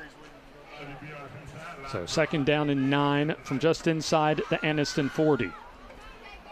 There you see Greenwood in motion, and English will get the call. Good blocking on the right side, as that will be close to, and depending on the spot, that will be a 1st down, the 2nd of this drive for Jacksonville. Tell you what, Coach, we're seeing right now the line of scrimmage is being more than one, actually kind of being dominated right now by Jacksonville. Yes, they seem to be blocking very well. It looked like a zone play right there to the right side. Anniston lost contain out there, didn't set the edge, and he picked up the yards for 1st down. So 2nd 1st down of this drive that started from their own 43-yard line for Jacksonville. Pistol formation. And there you see Greenwood, the fullback, in motion. And here's the play action. Under pressure is Ogle, and he'll get wrapped up from behind and slung down for the sack. Hezekiah Harris, the defensive end, coming in from behind to make the 1st sack of the ball game for Anniston. And, Coach, a second look at this sack for Hezekiah Harris. It looked like Jacksonville slid their protection to the right, but they had nobody to block the end guy because the back went out. Tell you what, that's some outstanding athleticism for Harris. Maybe a little bit faked on the play fake, but was able to recover, and the closing speed utilized to get the sack. So here's a 2nd down and 15 off a loss of 5. Shotgun snap. Plenty of time for Ogle stepping up. Now breaks down as he'll dump it down, and it's dropped. Incomplete. Probably not that much of a difference as Greenwood, the safety valve receiver, drops the ball. But it's going to be 3rd and long anyway, whether the ball was caught or not. He had better protection that time to throw the ball. Nobody was simply open. Anniston did a great job of covering the receivers downfield. Yeah, as much as anything, nearly a coverage sack for the Anniston defense. So line to reach for the 1st down on 3rd and 15 will be the 16. Representative Barbara Bixby Boyd presents our 1st quarter tonight. As here's the swing pass complete to English as he gets some blocking and a pretty good gain. Well, they kind of set up a 4th and more manageable as that gain gets inside the 25 to around the 24-yard line. It looked like a screen pass to the right out there. Again, that'll help slow that rush down. Yeah, and you go from 3rd and 15, a 9-yard gain, set up a 4th down and 6, and Jacksonville will go for it. In Anniston territory, deep into Anniston territory. There's plenty of time on the play clock for Ogle and the Jacksonville Golden Eagles. 1 receiver far side, 3 to the near side, snap. Under pressure, Ogle lofts it, has an open receiver, and that is caught around the goal line and just shy of the goal line. That is going to be a 1st down reception for DeMonte Sinclair, the junior wide receiver that got all alone behind the D. Yeah, Anniston, they had trips to the left. Jacksonville did. Anniston only had 2 guys out here on them. And this guy ran a corner route. Great throw and catch. So Sinclair making a 23-yard reception on 4th down and 6. As here comes the heavy set as the give up the middle and fighting toward and just shy of the goal line. It was like a backup running back, or at least kind of a jumbo package type of running back in D pro throw that comes in for short yardage and goal line situations. Also in as far as a defensive starter along the line of scrimmage. It looked like an extra lineman in there too. And here's pro throw cutting back, and does he get in? Yes, he does. Touchdown, Jacksonville. Good recognition, Coach, at the cutback lane, and good enough blocking for the Jacksonville touchdown. He made a good cut right there, point of attack, found the open area, made it into the end zone. So a 2-yard run There you see very good football IQ as far as recognizing where the plane in the end zone was and sticking that ball to break it. He broke the plane right before he went down. Mason Terrell, the kicker, boots the PAT. That is good. And we'll take our first in-game timeout with 6:24 left in the opening quarter. It is Jacksonville 7 and Anniston nothing.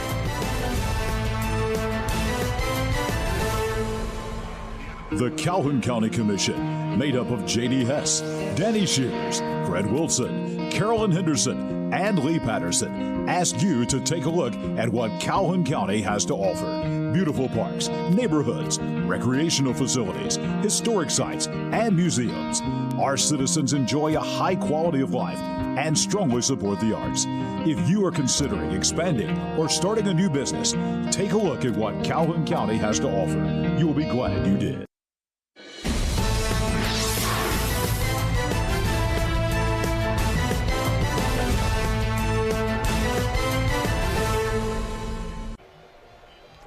D. Prothrow with a 2-yard touchdown run along with the PAT from Mason Terrell gives Jacksonville the first score at the ball game, up 7-0 at almost the halfway point of the first quarter.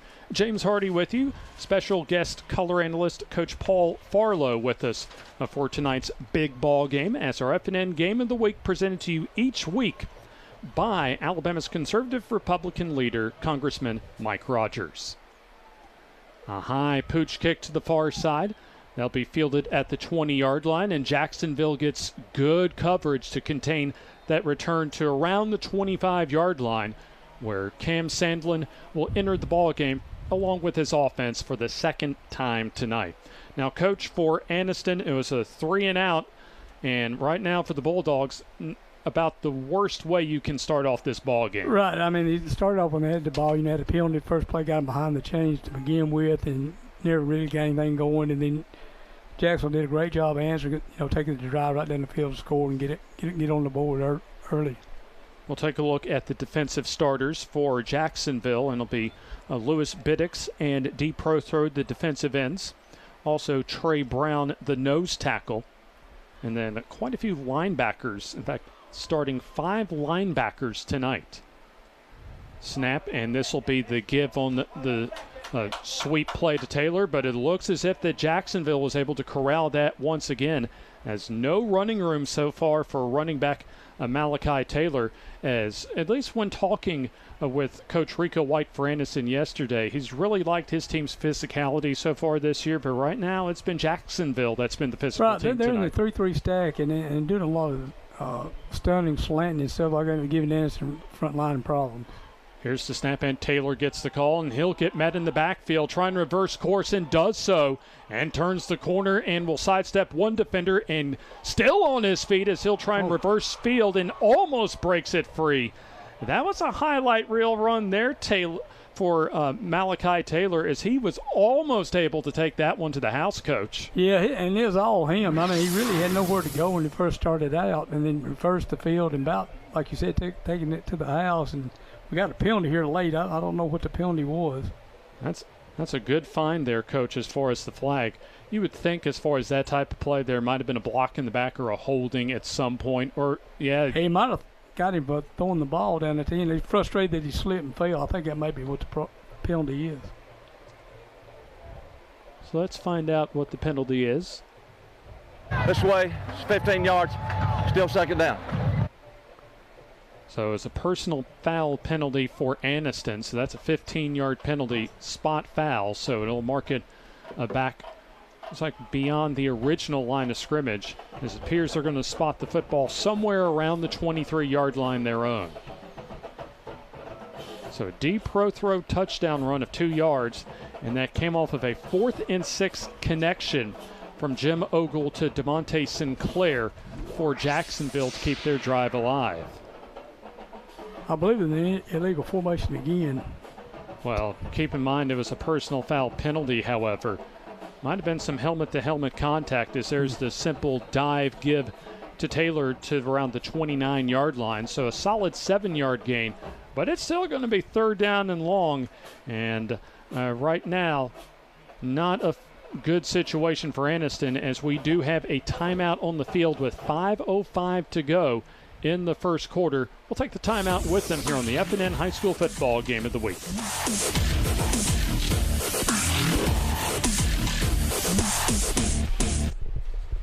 Your neighborhood Grub Mart is your one-stop shop for everything you need when you're on the go. Grub Mart features the best prices on Coke and Pepsi products and is the home to the 99-cent bag of ice every day. And Grub Mart is your exclusive home for the popcorn bucket. Purchase yours for only $5.99, then bring it for free refills throughout the year. And save every day with your Grub Mart Super Saver Card. When you're on the go, it's good to know Grub Mart has everything you need. Gas, diesel, and delicious Oleo donuts. In business over 78 years, visit your local Grub Mart today.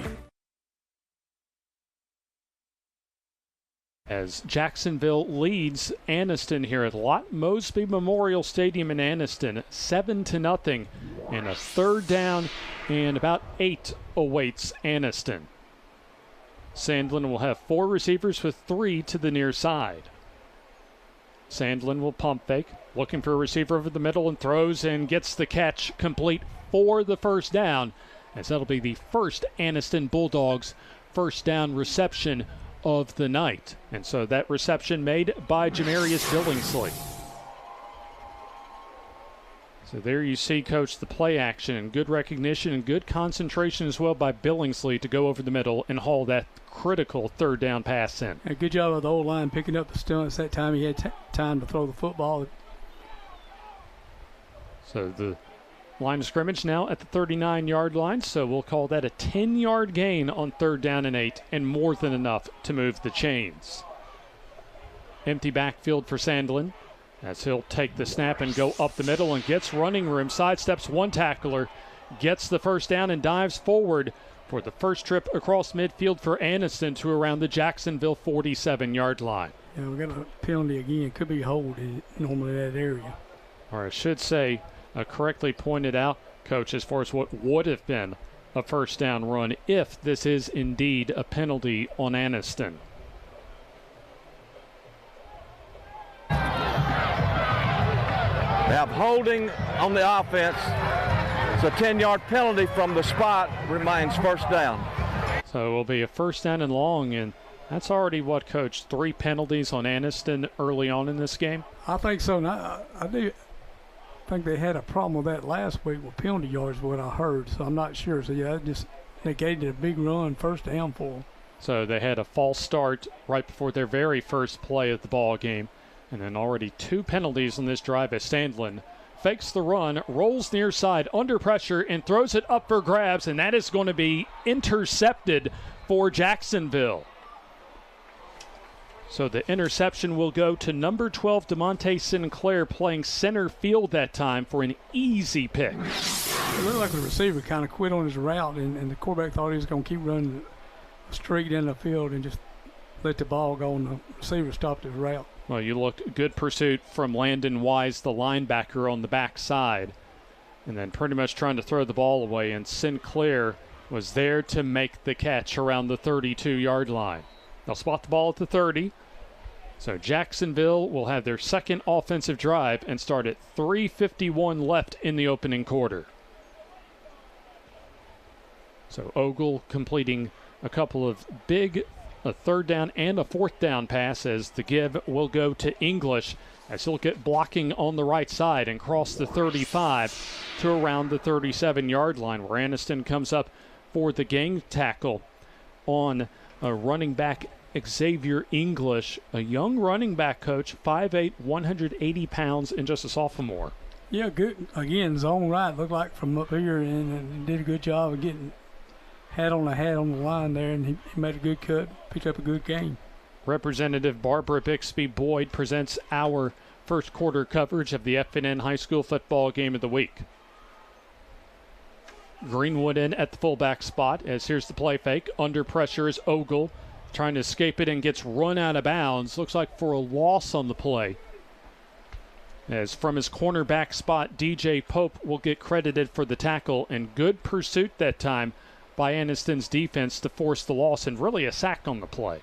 Yeah, it looked like he dropped the snap back there, and I think he just tried to make something happen after he missed a handoff again on the little trap play coming back to the left. He took it around the right side after he dropped the snap. 3rd down and 4. Line to reach for the first down will be the 40. So Ogle in the shotgun. He'll drop to throw, sets up the tunnel screen, and getting licked that time was DeMonte Sinclair, and we'll have to take a second look at that big hit from Anniston. You're trying to run that middle screen that they had success with last week. Anniston did a good job. Guy covering him, man coverage is going to make a big play. Ready to play good. They had something set up if they'd have got him blocked, but they didn't get the job done there. Roscoe Malloy, coach, the linebacker, coming up to make that big lick. So punting situation. And this will be a short line drive that'll get a Jacksonville roll, and let's see where they spot it out of bounds, right around the 37 of Anniston. So around the 3-minute mark left in the opening quarter. Right now, Jacksonville has really the pace of the game going for them, but Anniston still in this ball game at 7-0 as far as the deficit is concerned. This will be the 3rd offensive drive of the game for Anniston. Their first resulted in the 3 and out, and then the second they were able to get a first down, get the football across midfield, but that was wiped out due to a holding penalty. Right, penalties so far killing Anniston as far as they make something positive, then you got something negative with penalties. They've got to cut down on the penalties. Sandlin, the quarterback, will be playing his college ball at South Carolina as they give up the middle and nothing doing for Taylor. As there you see a couple of the defenders for Jacksonville being led by Daniel McGorick, helping out on the tackle, and I believe even a tackle for loss. A 1-yard loss on the play, maybe a half-yard loss, but either way, outstanding defense being shown by the Jacksonville defensive line. Right, they're slanting, in this 3-3 stack, you're not going to play anything, but you're going to be slanting, and linebackers are going to be rushing 4 and 5, even though they got a 3-man front up there. Here's a early snap and goes over Sandlin's head, and looks as if Jacksonville will pounce on the football. Sandlin was not expecting the snap and kind of lollygag coach to get to the ball, and Jacksonville was hustling to it, and the hustling team usually gets rewarded. Right, as you can see right here on the replay, they were looking to the sideline to get a play call, and the center for some reason snapped the ball in his head, and they weren't ready for the snap, and costly turnover. Jacksonville sitting good. What they got on the 15? Yeah.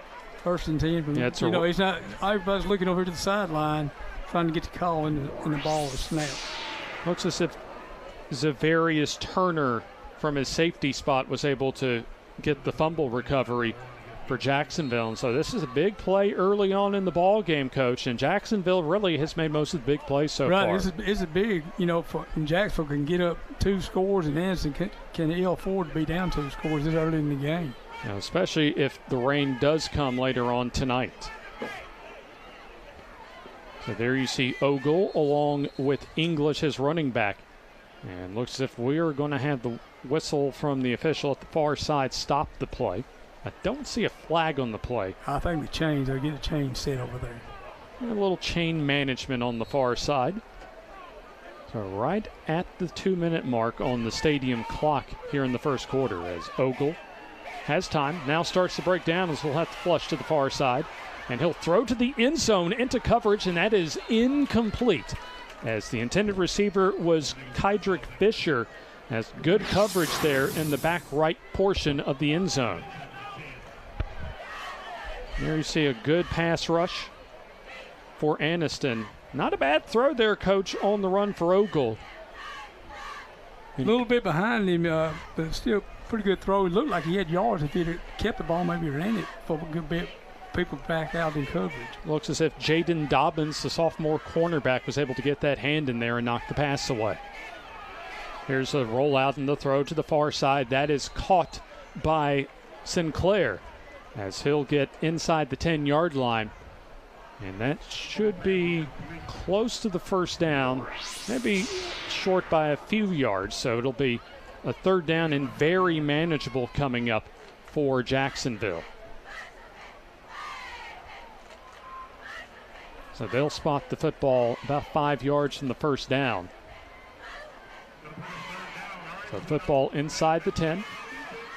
The third and more so about 4 as here's the pitch going to English as he'll get tripped up and tackled for no gain. Nice tackle from the cornerback spot by DJ Pope as he not only potentially, Coach, saved a first down, maybe saved a touchdown. Right, he made a big play because he's the only one out there, but he was unblocked, came up, made a great tackle to stop the play for no gain, probably having a field goal attempt right here. So it'll be a short field goal try for Jacksonville as Mason Terrell on for his first field goal attempt of the night. So either way, it would be an outstanding defensive stop for Anniston. So Jacksonville's Terrell trying a 28-yard field goal from the far hash. A low snap as it gets away. And Anniston's going to have the football, Coach, and that is a huge confidence builder for the Bulldogs. Just a great stand for them. You know, they took the ball over on the 15 and held them there, and now with a bad snap on the field goal, they got the ball, up around the 32-yard line now. So maybe they can get their offense going, on this drive. And they need to get down and answer the score Jacksonville had. I'll tell you, Drew Pridgeon would have been able to field that snap. He would have been holder of the year on that low snap. Right, yeah, it was a very low snap, probably ball wet. Again, whether, the field being wet, you just never know how dry those balls are. Very important to keep a dry ball in it all the time. That's right, even with not really any rain falling right now, field's still a little wet out there. So shotgun and a first down and 10 for Sandlin and Anniston as Taylor will get the pitch. And good pursuit and a flag on the play as D Prothro making looked almost like a horse collar tackle that time, Coach. I believe they're going to get the young man from Anniston holding on the. You're probably right, and even looking at our head referee, that's the early indication that I see. Again, starting off with a negative play, offensively get behind the chains, be 1st and 20. If it is a holding on the offense. That penalty is declined. It's 2nd down. So outstanding individual play from D Prothro, the junior defensive end, really to make a one-handed tackle from behind on Taylor. So that's going to be a fairly significant loss as well inside the 30, back around the 27 for a loss of, well, they'll officially say a loss of 3. So a 2nd and long. 2nd and 13, we'll call it, as under pressure immediately is Sandlin, and he's going down. Coming in on the blitz that time was Charlie Wright, the inside linebacker, as he gets his first sack of the night. Tell you what, this has been one of the most aggressive defenses certainly that we've seen early in the season on the FNN game of the weekend. There you see Wright shooting in from his free safety, or strong safety spot rather, and coming in, rather the linebacking spot, coming in for the sack. Right, they sent 6 that time, so basically 6-on-6 blocking, and just free rush. And that's the end of our first quarter, and so far Jacksonville taking their opening drive for a touchdown as D Prothro scoring from 2 yards out. We're through 1 on the FNN High School Football Game of the Week. It is Jacksonville 7 and Anniston nothing. In Alabama, school spirit is in the air on Friday nights. At Farmers and Merchants Bank, we're giving our customers the opportunity to show their school spirit every day with our new Spirit debit card. We've designed a unique card for every Calhoun County school that includes the school's logo. So every time you use the card, you're showing your school spirit. Come in and get your school spirit debit card today. We've got spirit at FNN Bank. Service, solutions, and strength. Member FDIC and equal housing lender. Through 1 quarter of play on the FNN High School Football Game of the Week. James Hardy and our guest color analyst, Coach Paul Farlow, with us as Jacksonville has a 7-0 lead. As we go to the second quarter, Advanced Tire and Alignment, a familiar name as far as the FNN family, presenting our second quarter for all your new or used tires, brakes, suspension, and alignment needs. Score every tire with Bruce and the team at Advanced Tire and Alignment on Highway 202 in Anniston. So we flip ends of the field as it'll be a 3rd and long situation. A long yardage situation that Anniston has found themselves in for practically the entire night so far, as this is a big region game for both Anniston and Jacksonville. Class 4A Region 4 is rolling out as Sandlin. Under pressure again. He'll look for a receiver and now throws it away, and that goes incomplete. Or do they say a catch? I believe incomplete. They walk the ball back. Incomplete pass, so they'll walk it back. As the scoreboard has it 4th down and 13, but I think it's 3rd down here. As it was 2nd down when we got to the 2nd quarter, I do believe, or it looks like that there is substitution for the special teams unit. So it is 4th down officially and punting time for Anniston. So Jacksonville once again will have more than likely some outstanding field position as Kydrick Fisher will field the punt, and he'll field it on the run and drops the football. A mad scramble for it as Jacksonville will pick it up but lose substantial yardage and field position. Back to the 25, but no, they say Anniston is the one that gets the ball.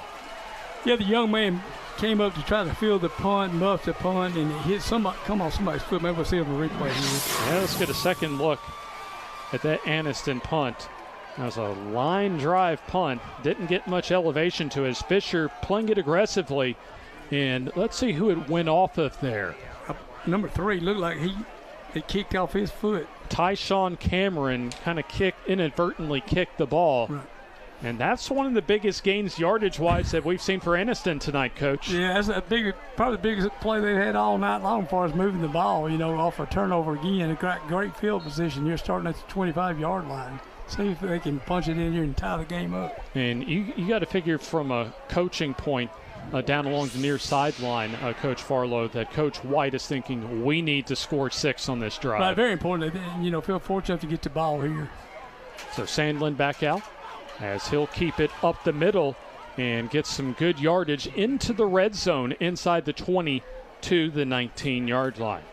The 2022 season of the FNN Game of the Week sponsored by F&M Bank, home of the high school spirit card. Service, solutions, strength isn't just a tagline. At F&M Bank, we're here for you. Here's a run to the near side for Sandlin as he'll try and turn the corner but gets run out of bounds around the 15-yard line. But he only needed about 4 yards. Maybe, depending on the spot, gets his first down or will have a 3rd and short yardage situation. Waiting to see where they'll spot that football. As looking at that chain across the way. The line to make around the 15-yard line, and they do officially say it is a first down. So first down is we have 10:37 on the scoreboard clock here at Lott Mosby Memorial Stadium, and Jacksonville wants and gets a timeout. We'll take the timeout with them. Jacksonville holding on to a 7-0 lead here in the 2nd quarter on the FNN High School Football Game of the Week. Advantage Tire and Alignment on Highway 202 in Anniston is so much more than just a new tire and rim shop. There's not enough time in this ad to tell you all the many things they can do to help keep your car in tip-top shape. Advantage Tire uses ASE certified technicians, so you know any work done is top-notch. Bottom line, if it needs repaired or replaced, they can probably do the job and save you money. And when it comes time for new or used tires and rims, Advantage Tire and Alignment prices just can't be beat. Stop in and see Bruce and the crew today. Advantage Tire and Alignment.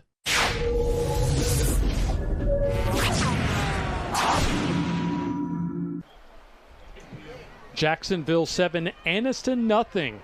A Class 4A Region 4 showdown from the heart of Anniston as the Golden Eagles looking to get their first region win of the season after losing at home to Handley last week. Anniston trying to maintain their undefeated record as Cam Sandlin gets the snap and will give to Taylor what's big blocking, and is it a touchdown? Yes, touchdown Anniston. Excellent blocking on the left side, Coach, resulting in a Malachi Taylor touchdown. It looked like 2 tight ends play here with lead. As there you see some outstanding blocking, and really Taylor doesn't get touched until he gets to about the 2-yard line. Looks as if Anniston wants to go for 2. Here's Sandlin, as he'll go to the near side and gets in for the 2-point conversion.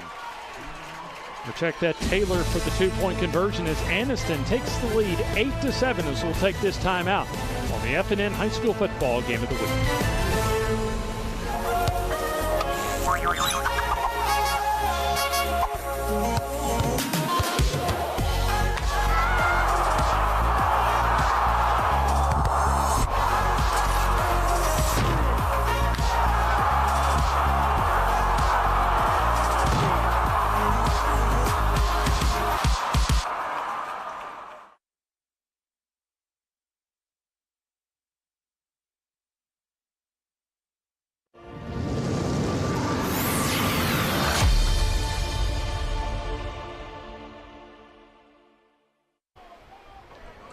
Anniston cashes in off the special teams turnover for Jacksonville as the Bulldogs of Anniston now lead the Golden Eagles of Jacksonville 8-7. Second quarter action, 10.5 minutes left until halftime. It'll be Cam Sandlin to kick off as Kydrick Fisher, one of the deep returners, off to the near side, but it'll be a little pooch kick and a fair catch asked and caught at the 20-yard line as Drew Pridgeon making the fair catch for Jacksonville. So far, interesting ball game, Coach. Very sloppy first quarter for Anniston that Jacksonville was able to build an early lead, but give credit to Anniston. They're playing just well enough defensively on their last few possessions, and then they got the turnover they needed on special teams and cashed in for the 6 plus the 2-point conversion. Yeah, big, capitalizing after the turnover, and turning it into points, and now, like I said, 2-point play. Here's Ogle on the jet sweep, handoff to Fisher. He'll try and turn the corner with a flag on the play. Cannot do so as Anniston ready for that play, as you had 3 to 4 different defenders led by Hezekiah Harris on the tackle. Probably either an alignment or a holding related penalty for Jacksonville, you would think. And let's see if Anniston decides to accept. They might decline it, I don't know. In the round we have holding on the offense. It's a 10-yard penalty from the spot, remains first down. Really can't go wrong either way for Anniston there, Coach. Either get a no gain or you set Jacksonville further back closer to their own goal line. From the spot of the foul, so, what is it, first and... So the original line of scrimmage is around the 23-yard line, and it appears that the ball is at the 8. So shotgun for Ogle as he'll drop to throw and set up a screen pass caught by English as Anniston ready for that screen pass. As looks, there you have number 6, the cornerback Dobbins, on his second, maybe third tackle of the night, along with a couple of other of his teammates for Anniston. As it'll be a second down and long with maybe a half-yard gain that time.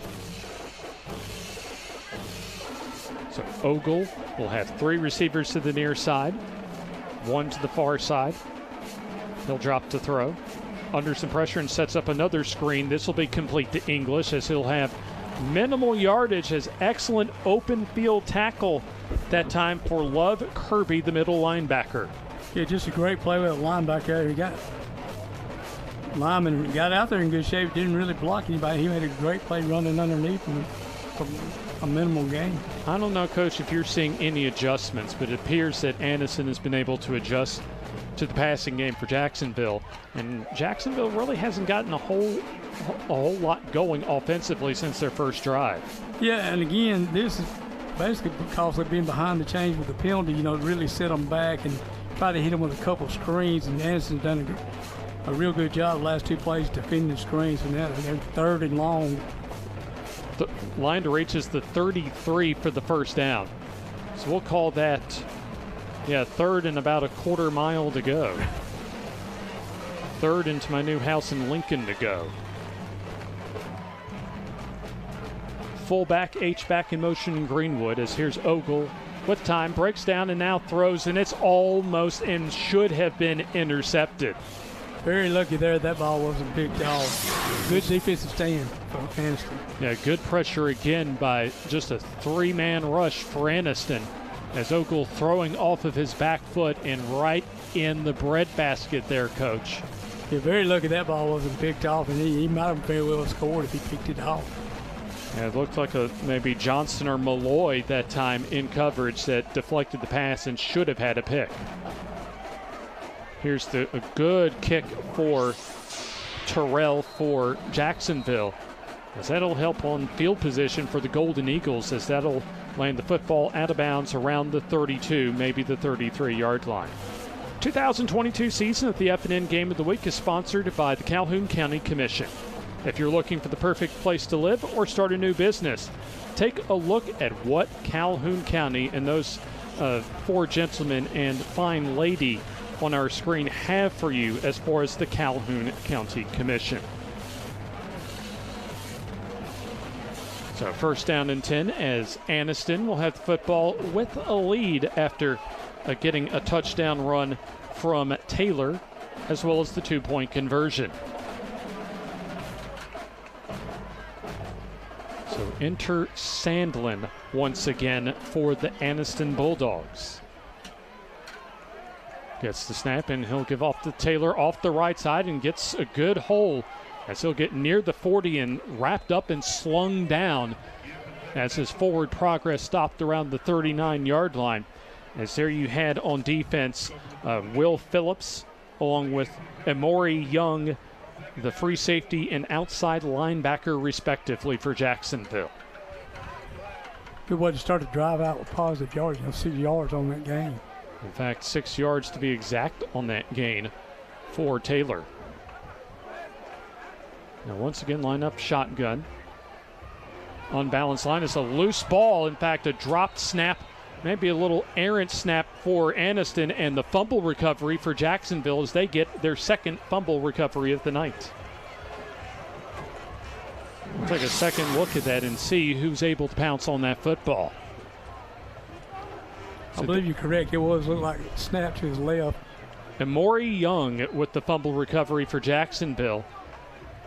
So some sloppiness as far as execution on the snap for Anniston gives Jacksonville prime real estate at the Anniston 34-yard line.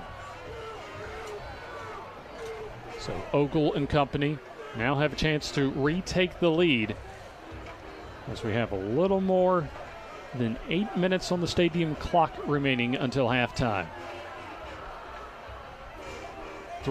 Four receivers on the play, as here's the delay give and a big running room for English as he'll get inside the 25, and he's going to have a first down around the Anniston 23-yard line.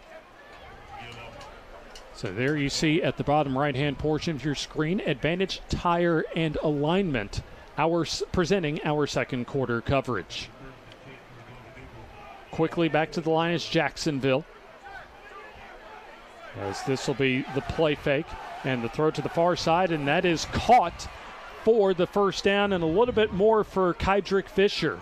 Coach, that was thrown up for grabs, a risky pass. Very risky, they got RPO off of it. They gave the first down play, and then they pulled it and tried to hit the bubble route, and it was covered. He just threw it up, and the wideout went up and got the ball.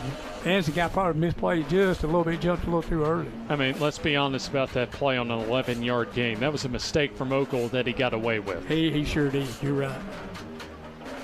So heavy set, unbalanced line to the near side as English will try and follow his blockers and gets wrapped up and taken down. The big linebacker that time, Roscoe Malloy, coming in from behind on the tackle. In fact, that's going to be a tackle for loss of 2 for Malloy. It sets up a second down and 12. So Jacksonville can still get a first down without scoring a touchdown. So 3 receivers on the play as you have Greenwood as an H-back in the game. Here comes the snap and the give. Cutting back up the middle now is English, as he'll get inside the original line of scrimmage to around the 11-yard line. interesting play call coming up here. So it'll be about a third, and we'll call it 10 yards to go as we're under 7 minutes until halftime. Line to reach the 2-yard line for the first down. Ogle awaiting the snap as he has plenty of time on the play clock. Play clock at 15. Here comes the snap to Ogle. He'll throw the fade pattern to the far side. Jump ball, and looks like caught by Fisher for the touchdown. Just a good throw and catch. Throw to the fade route out to the left.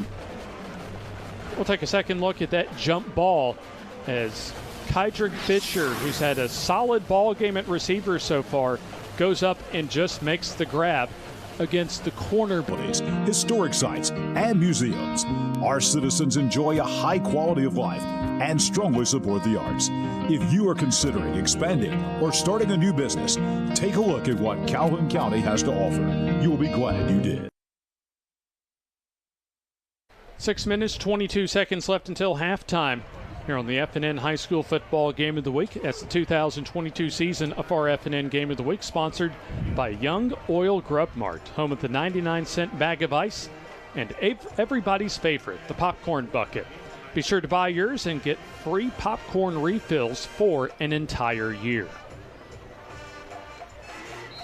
Advantage Tire also presents our second quarter.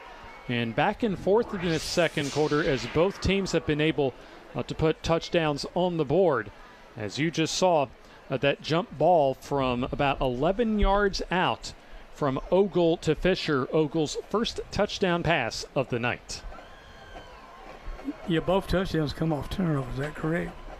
I believe that's, well, the first touchdown, remember, was on the opening drive off a punt. Yeah. But otherwise, you would be correct. There's a deep kick that'll be mishandled around the goal line. And so that's going to get, luckily for Anniston, get in the end zone and result in a touchback. Looked like Dobbins, I think, mishandled that kickoff return, but was lucky to have that ball squirt into the end zone and bring the ball out to the 20-yard line. But yeah, but as you were mentioning, Coach, both touchdowns here in the second quarter have come off directly off a turnover. You're right. He's very fortunate that kickoff got into the end zone. Once it's in the end zone, it comes out of the 20 in high school ball. So it'll be a first down and 10 for Sandlin and the Anniston Bulldogs offense. Anniston in the black tops and bottoms, and Jacksonville in the white tops and bottoms. Two receivers, one to each side. As here's the play action, and immediately under pressure is Sandlin as he'll throw on the run for all it's worth, and it's a jump ball and a flag on the play. So likely going to be a first down on a penalty for Anniston, as TJ Wilson fighting with an Anniston receiver for the ball, and likely going to be a first down on penalty. Previous spot, 15. So there you heard a previous spot penalty, so they'll bring the ball out to the 35-yard line. Looks like Pass interference on the defense. Give the Golden Eagles. That's a 15-yard penalty. That results in a first down. 15 yards. Billingsley, the man on the attempted reception for Anniston. This will be first down and 10 from the 35. Receivers each side. Three-man front for Jacksonville. Here's the keeper, and good job of recognizing the zone read by Jacksonville, as there you see three different defenders for the Golden Eagles. Turner helping out, also having a solid ball game, McGorick on the tackle. And Coach looked as if that Jacksonville diagnosed and read that zone read like a book. Right, it looked like they run what I call a quarterback power play, where he does read instead of the backside in, he reads the play side in, and he tried to pull it when he did. We have a heat timeout on the field, and we'll take the timeout with them here on the FNN High School Football Game of the Week.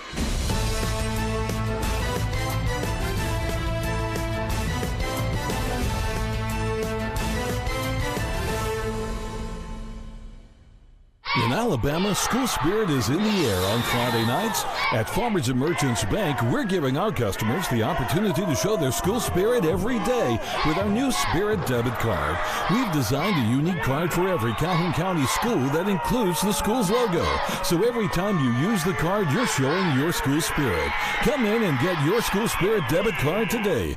We've got spirit at FNN Bank. Service, solutions, and strength. Member FDIC and equal housing lender. Griffin Laser Engraving in Lincoln is your authorized local dealer for personalized Yeti products.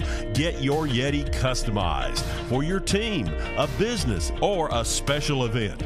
Your color, graphics, even photos. At Griffin Laser Engraving, we make it the way you want it. Order just one or hundreds, and you'll find a full line of Yeti coolers and accessories on hand, even the hard-to-find items. Nationally recognized, but right here at home in Lincoln for quality awards, trophies, powder coating, and personalized Yeti items, Griffin Laser Engraving. Here's the option pitch that's nearly fumbled as it'll be Taylor reversing course and making something out of nothing to the 39-yard line, as Jacksonville was about ready to get another opportunity at a turnover, as Greenwood helping out on the tackle as Advantage Tire and Alignment presents our second quarter coverage of tonight's FNN High School Football Game of the Week. So far, a D Pro Throw touchdown run, as well as a Malachi Taylor touchdown run for Anniston, and a Jim Ogle, a Kydrick Fisher touchdown passing connection has resulted in the scoring so far tonight. Here's a play action and the throw that is complete, and incomplete rather, as good defense that time by Jacksonville, as you had looked like the safety knock away the ball right at the moment that the ball got to the receiver, Coach. Yeah, it was a good play. They cleared it out for the tight end to run out route just enough to get first down, and had a good play hitting the receiver, knocking the ball loose, incomplete. Amarian Jones, the tight end, on the intended pass reception, as you had Will Phillips in as far as the coverage and the pass deflection. Here's Sandlin with the line drive punt. Fisher receives and calls for the fair catch at the 20-yard line. So 4:51 to go on the scoreboard clock until halftime. We'll see both the Jacksonville and the Anniston High School marching bands, and we appreciate you for joining us tonight on the FNN High School Football Game of the Week. Be sure to join us every Tuesday night at Struts Wings just down the road in Oxford as far as our FNN Coaches Show each and every Tuesday night. 90 minutes of live high school sports talk featuring coaches, players, and sports writers, all live on location at Struts in Oxford. Pistol formation, as there you see Greenwood, the fullback, in motion. As here's the give to English with good blocking on the left side and nearly getting the first down, as the tackle will be made by Jaden Dobbins from his cornerback spot. They seem to call especially Dobbins' name a lot as far as tackles, Coach. You said he's playing in the secondary. That's not good when I see people having to make the tackle. But, yeah, he is making a lot of plays for him. I think right off the top of my head that was like his third or fourth tackle of the night.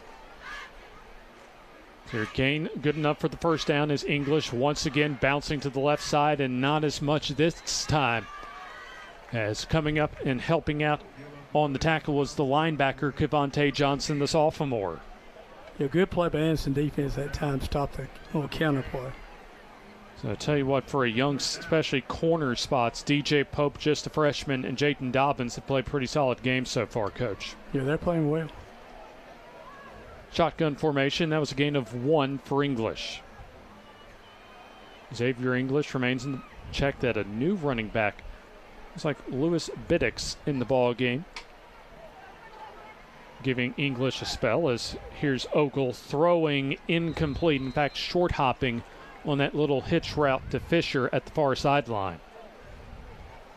May have been a wet ball affecting that throw, as Fisher had gotten open, but the pass was well short, incomplete to set up a third down and long. Both teams have been able to punch the ball in the end zone here in the second quarter, as Jacksonville took a 7-0 lead after one. Anniston had an 8-7 lead early in the second quarter, but Jacksonville was able to take advantage of a turnover and score 7. Here's Ogle on 3rd and long, double pumps and incomplete, misfires on the pass. As the man in coverage was DJ Pope, the freshman cornerback. Drew Pridgeon, the intended receiver, and it'll be a punting situation. 4 plays and out for Jacksonville. The Anniston did a good job of covering in the secondary. He had ample amount of time to throw the football there. He just couldn't hit him. They did a great job of covering. So it'll be punting time. Mason Terrell coming back into the ball game.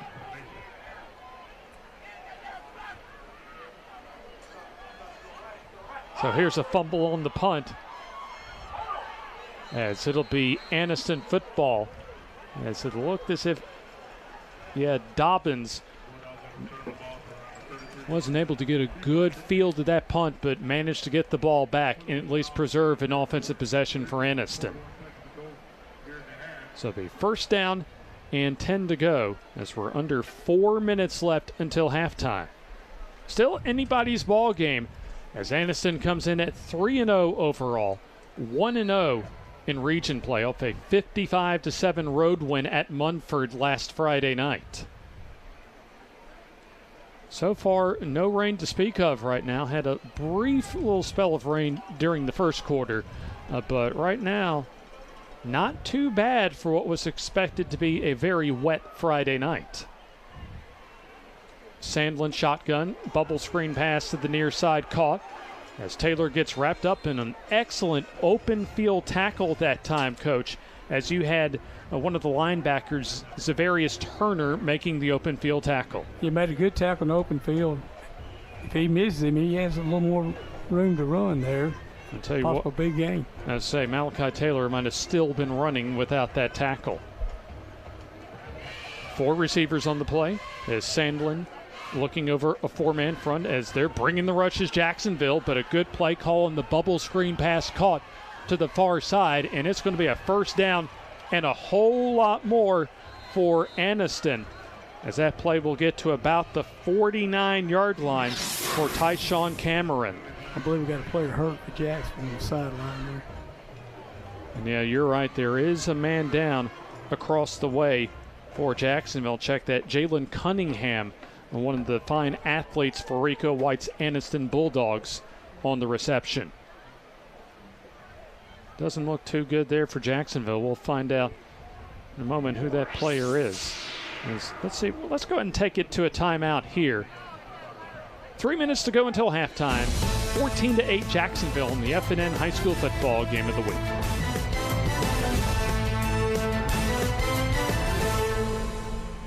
Your neighborhood Grub Mart is your one-stop shop for everything you need when you're on the go. Grub Mart features the best prices on Coke and Pepsi products and is the home to the 99-cent bag of ice every day. And Grub Mart is your exclusive home for the popcorn bucket. Purchase yours for only $5.99, then bring it for free refills throughout the year. And save every day with your Grub Mart Super Saver Card. When you're on the go, it's good to know Grub Mart has everything you need. Gas, diesel, and delicious Oleo donuts. In business over 78 years, visit your local Grub Mart today.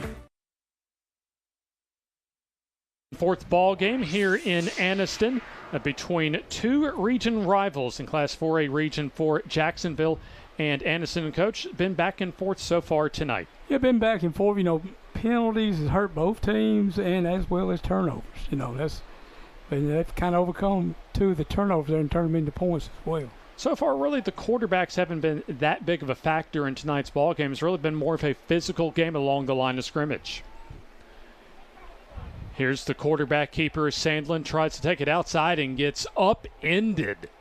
Outstanding tackle that time by Zavarius Turner, as he was able to just form tackle and really plant into the ground Cam Sandlin. Football to the 39-yard line. So really minimal yardage that time.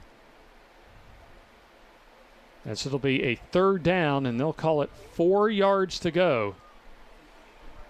Line to reach for the first down will be the 43. Sandlin in the shotgun. He'll take it off of right guard, cuts it back, and gets the first down as he'll get to the midfield stripe and move the sticks. There you see Phillips along with Tyshawn Cameron in the defensive backfield for Jacksonville helping out on the tackle. Gain of 11 yards to move the sticks. That's, of course, where the legs of Sandlin come in as the quarterback keeper up the middle, as it'll be the running back Malachi Taylor moving the sticks once again on the Wildcat quarterback keeper, Coach. Yeah, basically the same play they ran before. Just like a quarterback lead up there, but I think they put a running back in there instead of the quarterback. Well, it looks as if they'll try it one more time as you have an unbalanced line to the far side. But before that, we will have an official's timeout on the field. Timeout for Jacksonville. We'll take the timeout with them here on the FNN High School Football Game of the Week.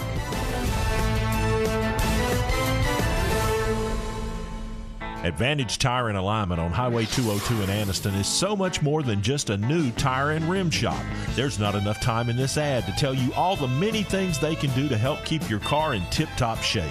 Advantage Tire uses ASE certified technicians, so you know any work done is top-notch. Bottom line, if it needs repaired or replaced, they can probably do the job and save you money. And when it comes time for new or used tires and rims, Advantage Tire and Alignment prices just can't be beat. Stop in and see Bruce and the crew today. Advantage Tire and Alignment.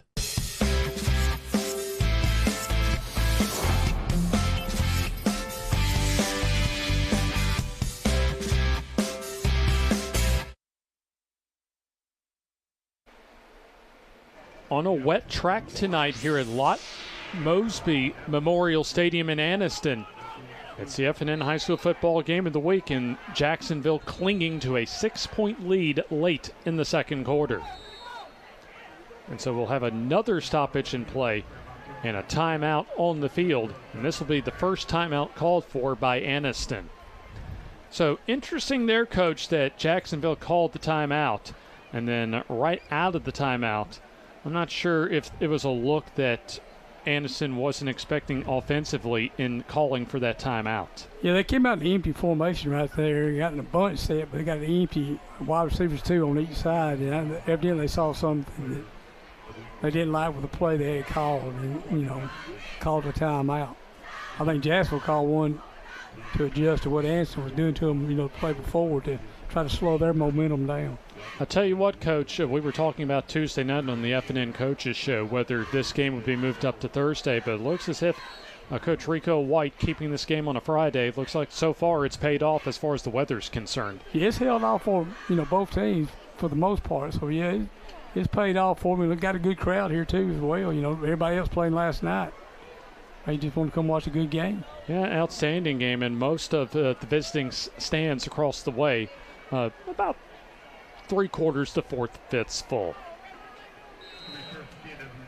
Of course, these two teams separated by only about 11 to 15 miles. Fresh set of downs, as here's the bubble screen pass to the near side. That is going to be caught and quickly wrapped up. It'll be Cunningham, the wide receiver. Maybe a yard gain that time. So it'll be a 2nd down and 9. And really, Coach, a 2-minute drill type of situation. Still 2 timeouts for Anniston, but this could be a momentum-changing drive, especially late in the first half for them. Right. If they score, then you got a chance to go up. Jacksonville gets the ball first. Sandlin dropping and throwing the slant, and that is almost intercepted. That's Greenwood in a linebacking spot. Greenwood, the starting fullback, in at linebacker, having that pass sail through his hands. Dangerous pass there, and lucky to get away with it. Like we've seen both quarterbacks get away with bad decisions as far as near and even should have been interceptions. Here's 3rd, and it'll be longer due to the late flag. So false start, the indication on Anniston.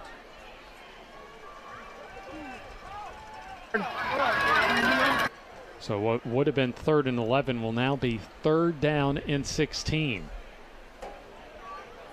Line to reach with the football, the 26-yard Had line. a dead ball, false start on the black. It's a 5-yard penalty, still second down. Line to reach for the first down will be the 26-yard line of Jacksonville.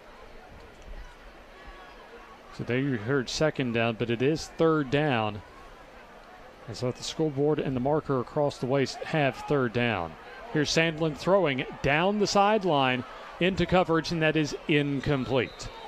Like a little go route down the near side, but 2 men in coverage for Jacksonville. And it's going to be fourth down and long. And probably with 1:10 left in the first half, I would imagine be the smart coaching decision just to punt it away. Yeah, I'd have to punt it away maybe. You know, they muffed one punt a while ago. If I was Jacksonville, I would tell them just let the ball go in this situation in the first half.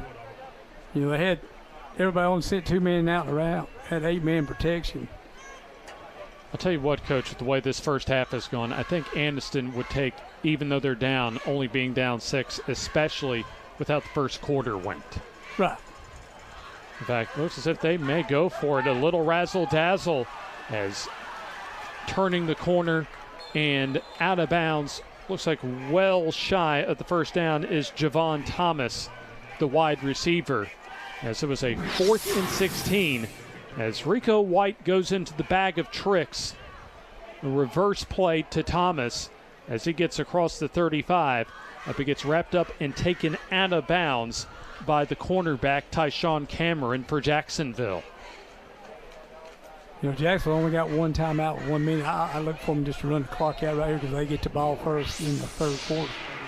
That's a good point as far as getting the ball in the third quarter, but on the flip side, with the arm of Ogle, you can get the ball down the field and score and get the ball back for the third quarter. Yeah, it would be great if you could do that.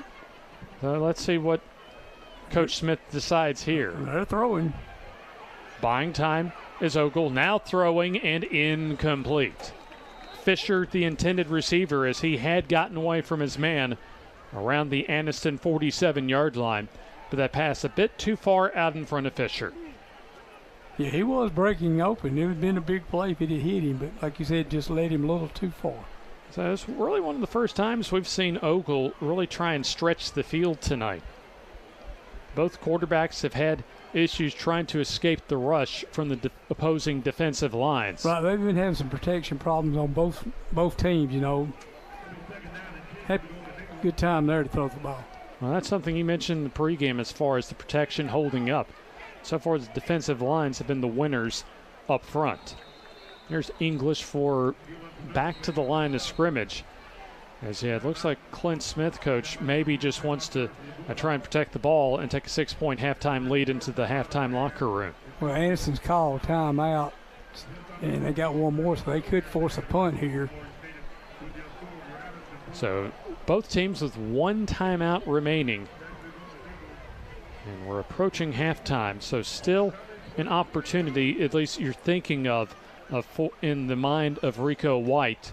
Get a third down stop, use your final timeout, and then try and force something as far as the punt block, or with the wet field condition, maybe I hope you get an errant snap. Right. You know, anything you get them in a punting situation, like I said, anything could happen, block, punt, bad snap, and you got the ball deep in the plus territory down there, or maybe even score off of it.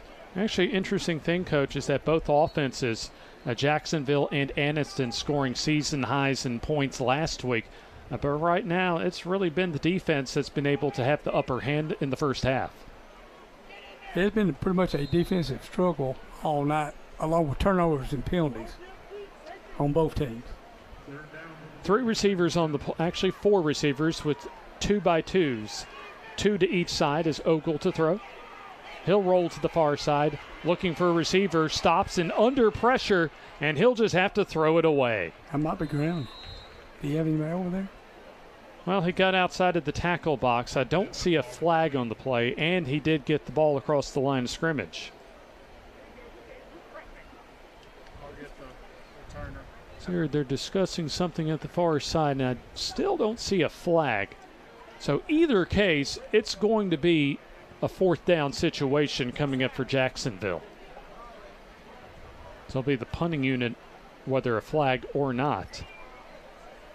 So no flag on the play. So it's going to be a 4th down and 10. And back into punt will be Mason Terrell. What do you call a face mask? I think that's on the offense. Mm-hmm. There you see our head official talking with Rico White along the near sideline, Anniston's head football coach.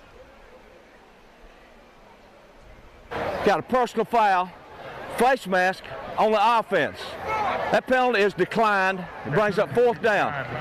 So no harm, no foul, really, as it still will be punting time for the Golden Eagles of Jacksonville. Dobbins into return, standing at his own 31-yard line. Snap, and before that, we have a flag on the play. What you would think would be a false start.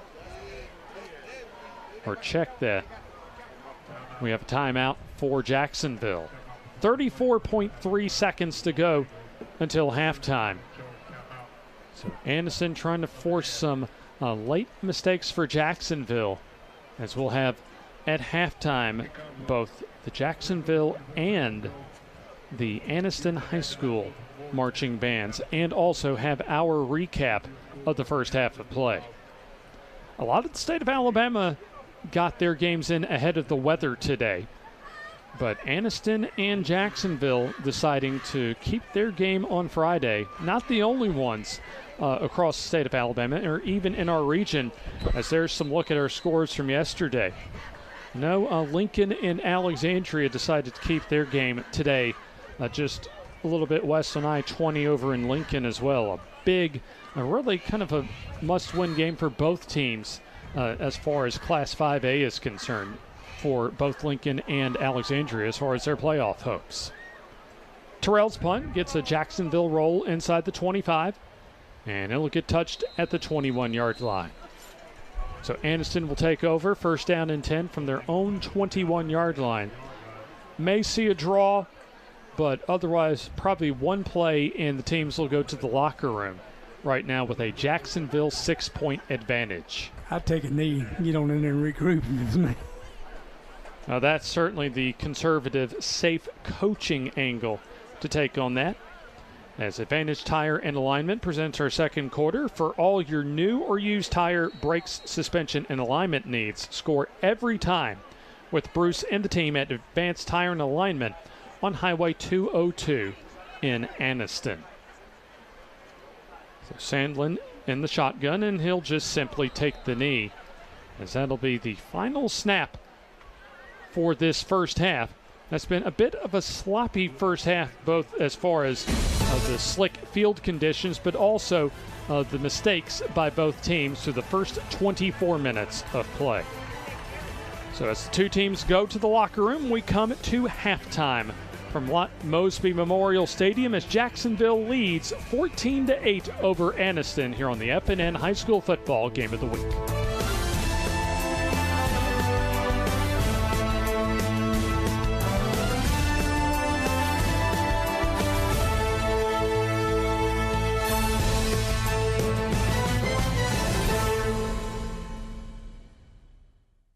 Did you know Kona Ice can help you fundraise for your school? It's true. It's quick, it's easy, and the kids absolutely love having Kona Ice. We'll let you in on a little secret. Teachers love it too. So, how can we help you fundraise this year? It's quick, it's easy, the kids love it, and teachers love it too.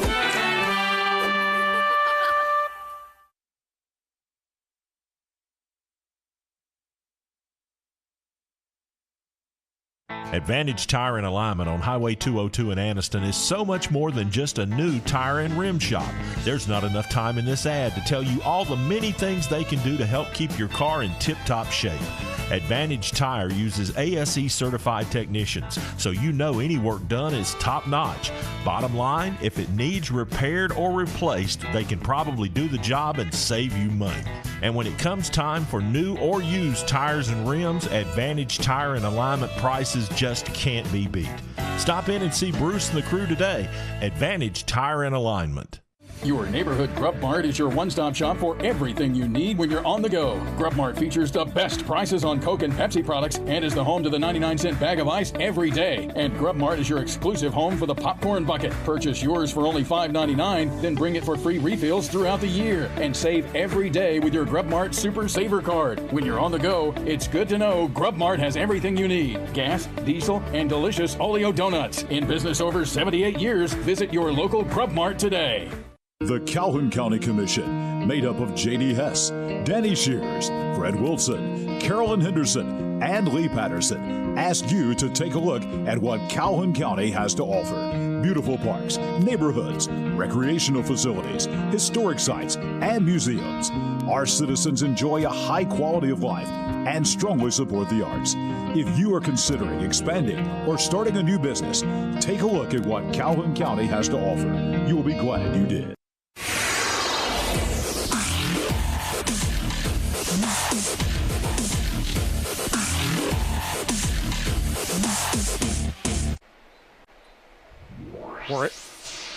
We're at halftime from Lot Mosby Memorial Stadium here in the heart of Anniston, and it is Jacksonville, the visiting team, leading by a score of 14-8 over homestanding Anniston. James Hardy with you, and the coach with us here this week, and just kind of your overall thoughts on the first half. Well, been a little sloppy play with turnovers and penalties. You know, if they can eliminate those things, both defenses are playing pretty well.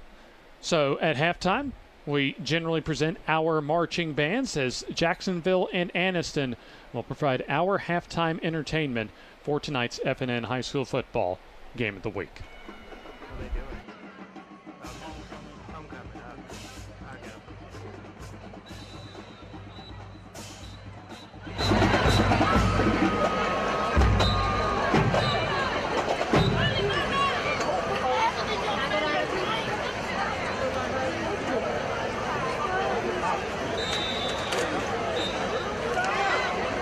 Good evening, ladies and gentlemen.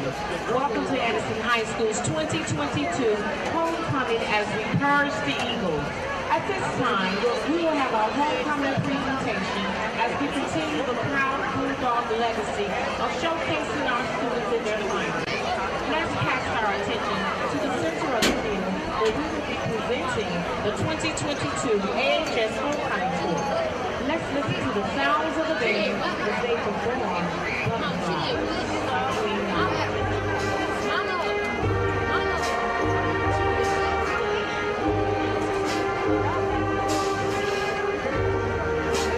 Introducing our 2022 homecoming chorus. Starting with our 9th grade representatives. Please walk forward, please.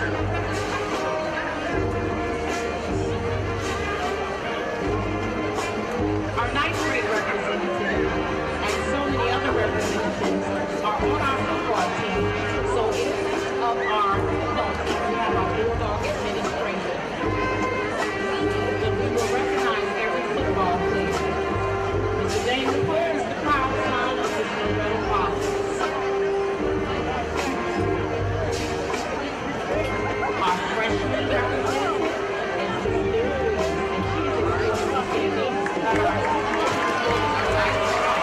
She is proud of Ms. Criticism made in Latoya Smith, and her father is Mr. Jason Williams.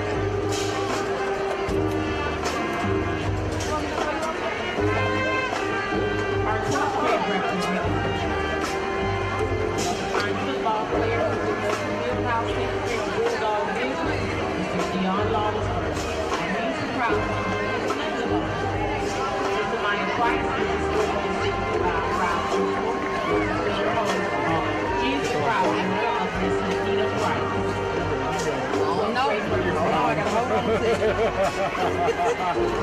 also a Bulldog cheerleader.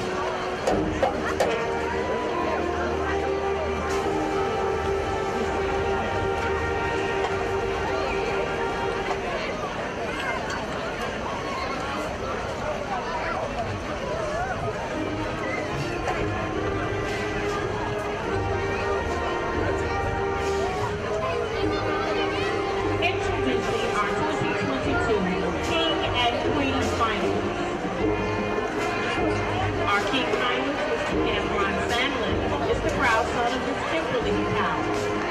Queen finalist, Ms. Markia Bailey, is the proud daughter of Mr. Rio Turner, and she's escorted this evening by her father, Mr. Eugene Bailey. Queen finalist, Markia Bailey.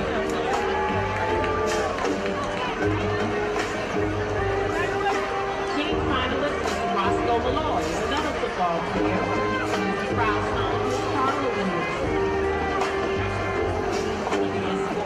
A young football is the Queen finalist, and she's the proud daughter of Mr. and Mrs. Tommy and Crystal Woolfolk.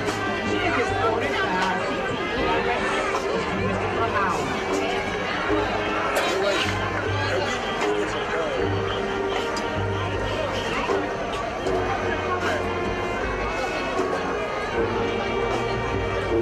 King finalists, the baddest draw major in Alabama. Jaden Lewis is the proud son of Mr. Derek Lewis and Miss Tammy Hardiman. Queen finalist, Mr. Matthews, is the proud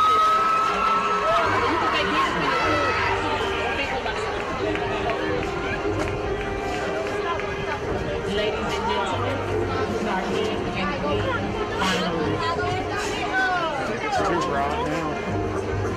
Joining our homecoming point this series for the crowning of our King and Queen will be again our Bulldog administration, along with the 2021 homecoming season. Hey, don't move until you get around. In the absence of Mr. Xavier Colbert, our 2021 homecoming team will not be able to make it this evening due to his travel to Alabama State University, but he sends his love to the Bulldog family. We will now begin announcing our second office of King and Queen.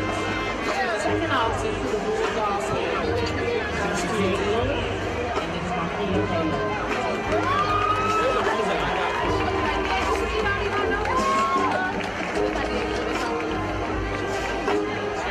Let's give our second office a round of applause.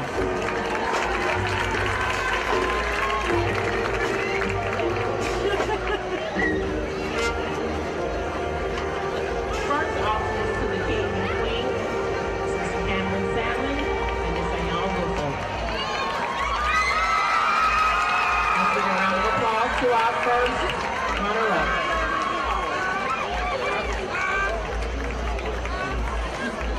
And of course, you know by now, ladies and gentlemen, our 2022 homecoming King and Queen is Mr. Roscoe Malloy and Miss Tayana Matthews.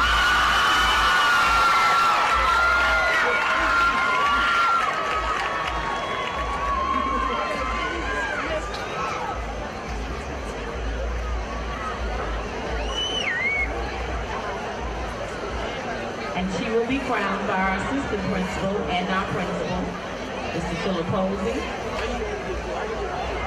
and our CTE director, Mr. Christopher Howard, along with Mr. Tyson Hall, the assistant principal.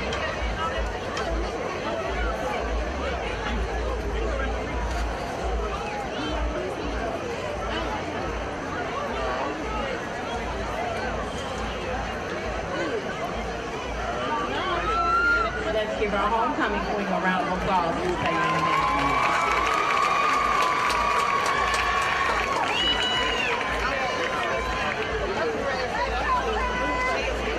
At this time, on behalf of the Bulldog family, we would like to take this moment to show some love for the Green family.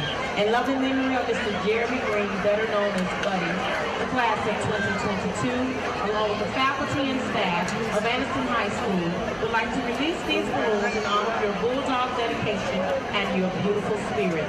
If you have any members of the class of 2022 and you have balloons in the stand, please stand and join Miss Regina Wynn and release the balloons in honor of Mr. Jeremy Green, who will serve on this day.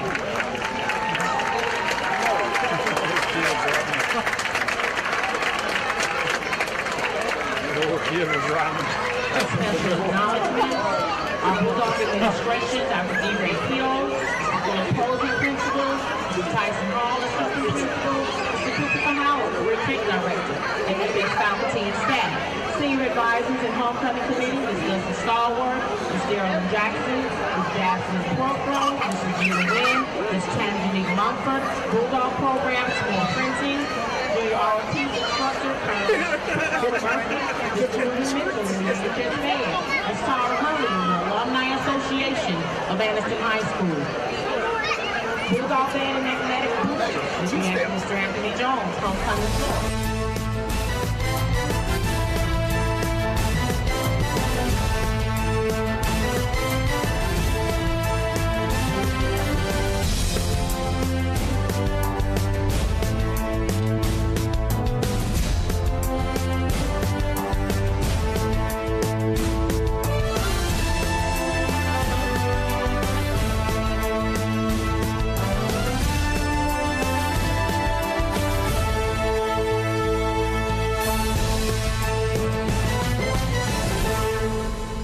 Alabama, school spirit is in the air on Friday nights. At Farmers and Merchants Bank, we're giving our customers the opportunity to show their school spirit every day with our new Spirit debit card. We've designed a unique card for every Calhoun County school that includes the school's logo. So every time you use the card, you're showing your school spirit. Come in and get your school spirit debit card today. We've got spirit at FNN Bank. Service, solutions, and strength. Member FDIC and equal housing lender. Anniston Auto Trim and Body Shop is your best stop for full-service auto body repair, including all body work and professional painting. They also specialize in complete classic car restoration. When you have an accident, you want it back the way it was, and that's what you get with the team at Anniston Auto Trim. The same is true if you're ready to restore your dream car or a timeless family classic. They work with all major insurance companies and provide free estimates for every job. Come by today and see Stacy Jennings and the gang at Anniston Auto Trim and Body Shop, just up the hill off Quintard on Greenbrier Deer Road. Step into the offices of J. Britt Middlebrook, CPA, where you'll find professional one-on-one service for business and individual clients. In this ever-changing tax and economic climate, you can count on receiving the expert advice you need. J. Britt Middlebrook works hard to provide every client what they need to meet all deadlines. Tax season will be here soon. For all your accounting service needs, call or stop by at 1913 Berry Street in Oxford. That's J. Britt Middlebrook, CPA.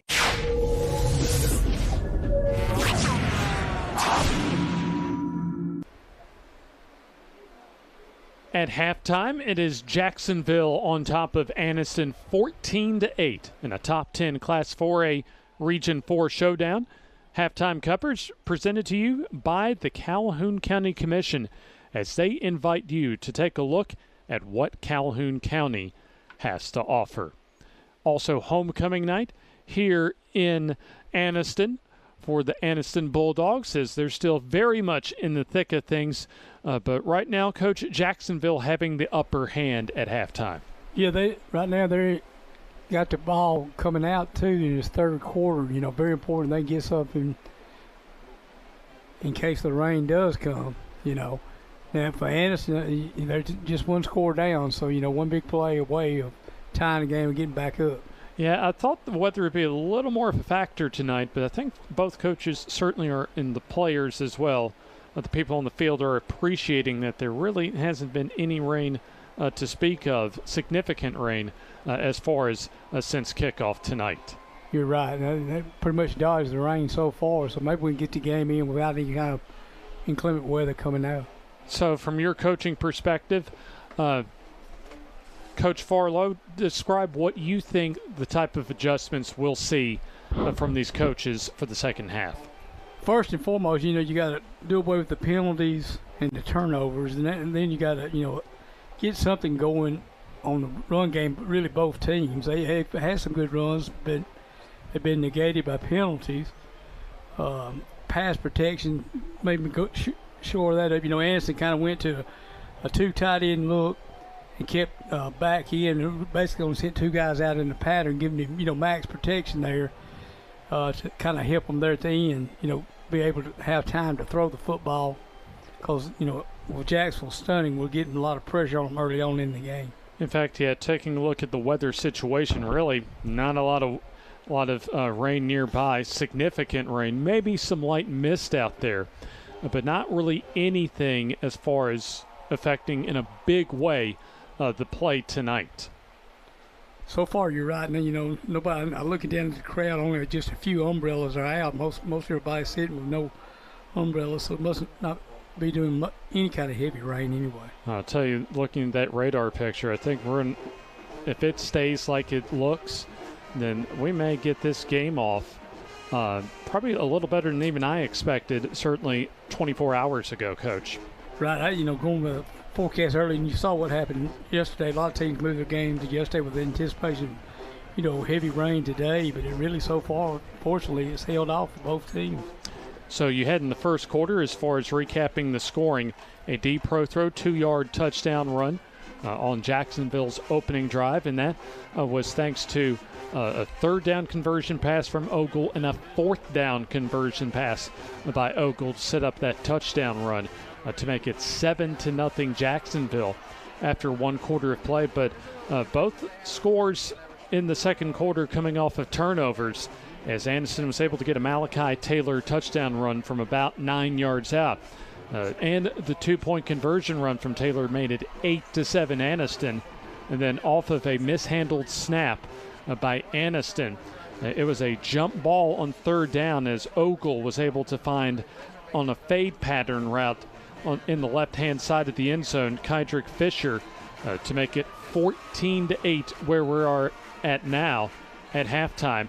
As if Jacksonville can win, they would certainly put themselves in position, and not only to be able to possibly get one of those two first-round home games from Region 4, but also, Coach, you put yourself in position if Anniston's able to beat Handley later in the season.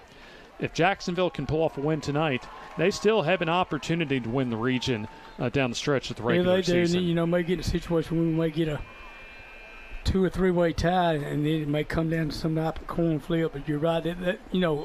To me, tonight, a real must win for Jacksonville to try to get in to see 1 or 2 in the region.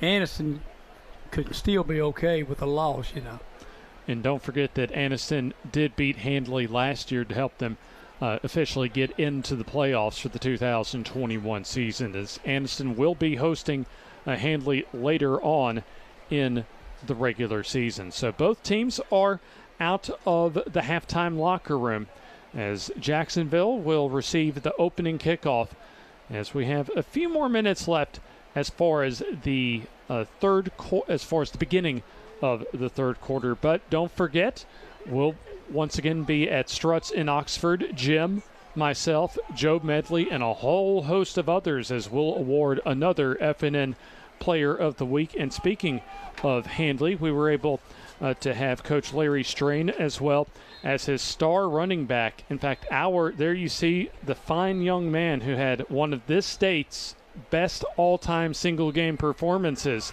last week against Jacksonville. Jay Haynes, get this, Coach. A lot of players would wish at any level of ball to have this for a career. For one game, Coach, Jay Haynes, 476 yards with 5 touchdowns. Yes, and I saw most of them at that game.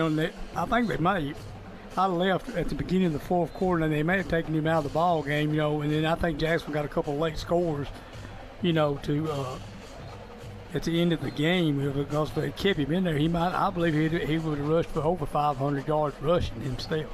I mean, you've had a historic night, Coach, when all of your touchdown runs, the 5 for Haynes, go over 300 yards rushing just on touchdown runs alone. Right. He was magnificent.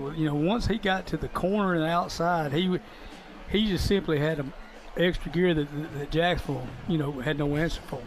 And our scheduled next week for the FNN High School Football Game of the Week, another Class 4A Region 4 matchup between Cleburne County and Munford.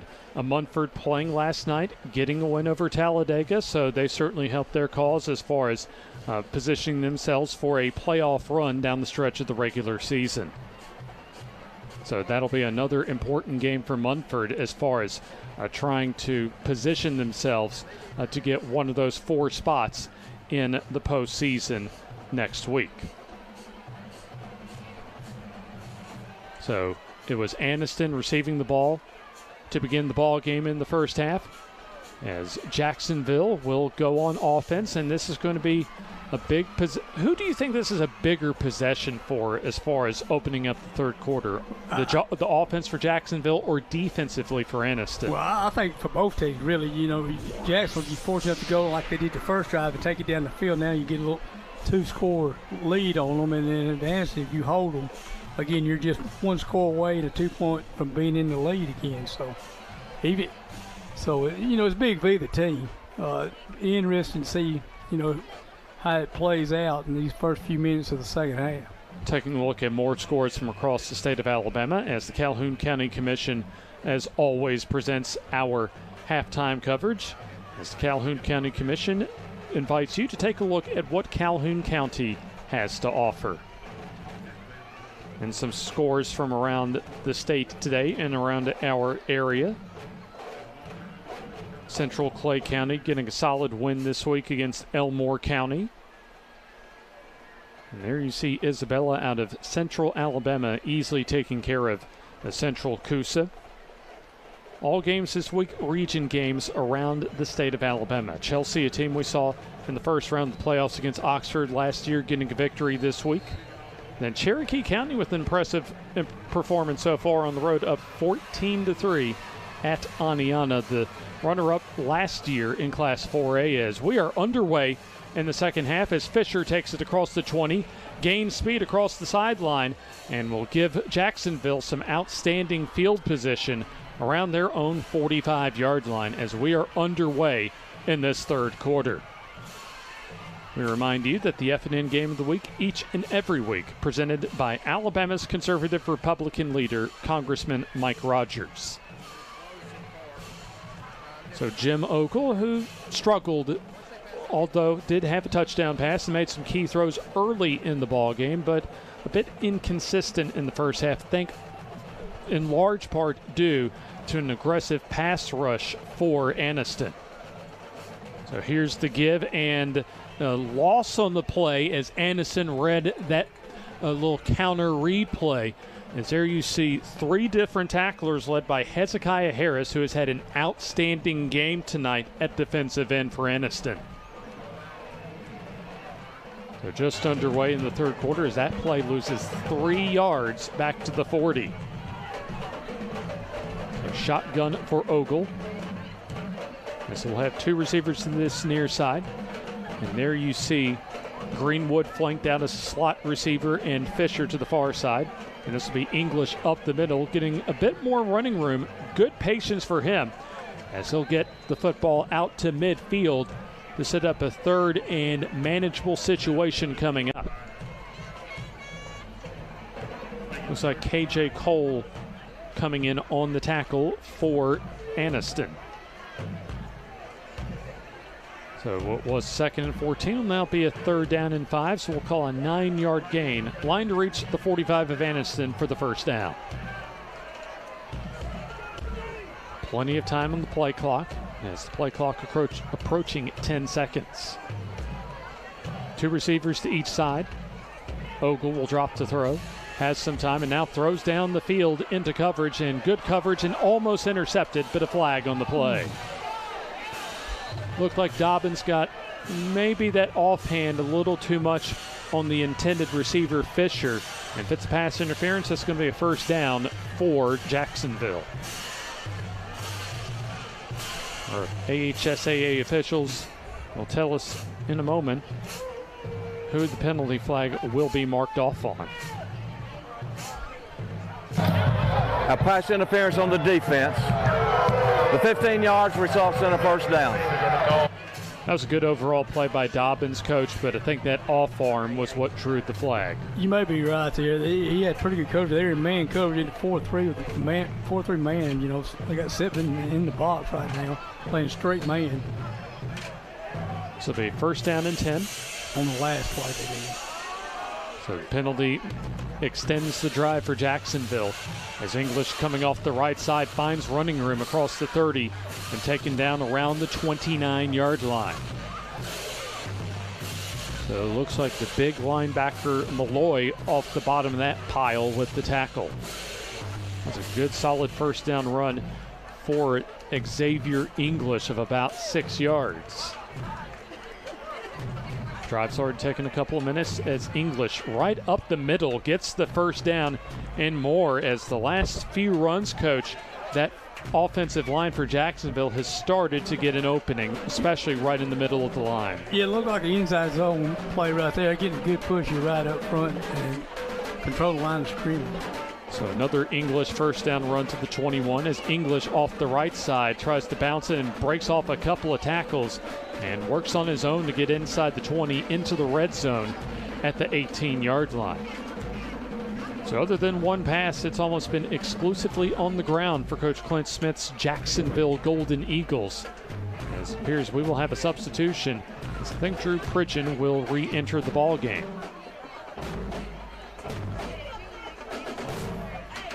Check that English back into the ball game. As we had Turner in at running back on the last carry. And here's English getting wrapped up and looks as if he'll get back to the line of scrimmage. But good solid defense by the Anniston Bulldogs that time to limit that play to no gain. Dobbins, among others, helping out on the tackle. So it'll be third down and 8, we'll say. Line to reach will be just shy of the 10 for the first down. Going back man. And looks as if that Anniston wants to blitz as well as the play clock down to 10. Ogle awaiting the snap. He'll drop to throw. Steps up and fires over the middle into coverage, and that's incomplete. Dangerous pass that time as Fisher, the intended receiver, as there was 2 players for Anniston that had an opportunity to pick that ball off. It looked like Jacksonville had 2 posts going and they kind of ran their guys into the route there. Yeah, and actually that on that second look, Coach, that was actually a really good throw to get it into a very tight window, as that may have just gone off the Fisher's hands. I believe you're right. So here's Terrell, Mason Terrell, for a 38-yard field goal attempt. High snap, good hold though by Pridgeon, and the kick has plenty of distance, and that is good. 38-yard field goal makes it a 17-8 lead for Jacksonville. We'll take the timeout here on the FNN High School Football Game of the Week.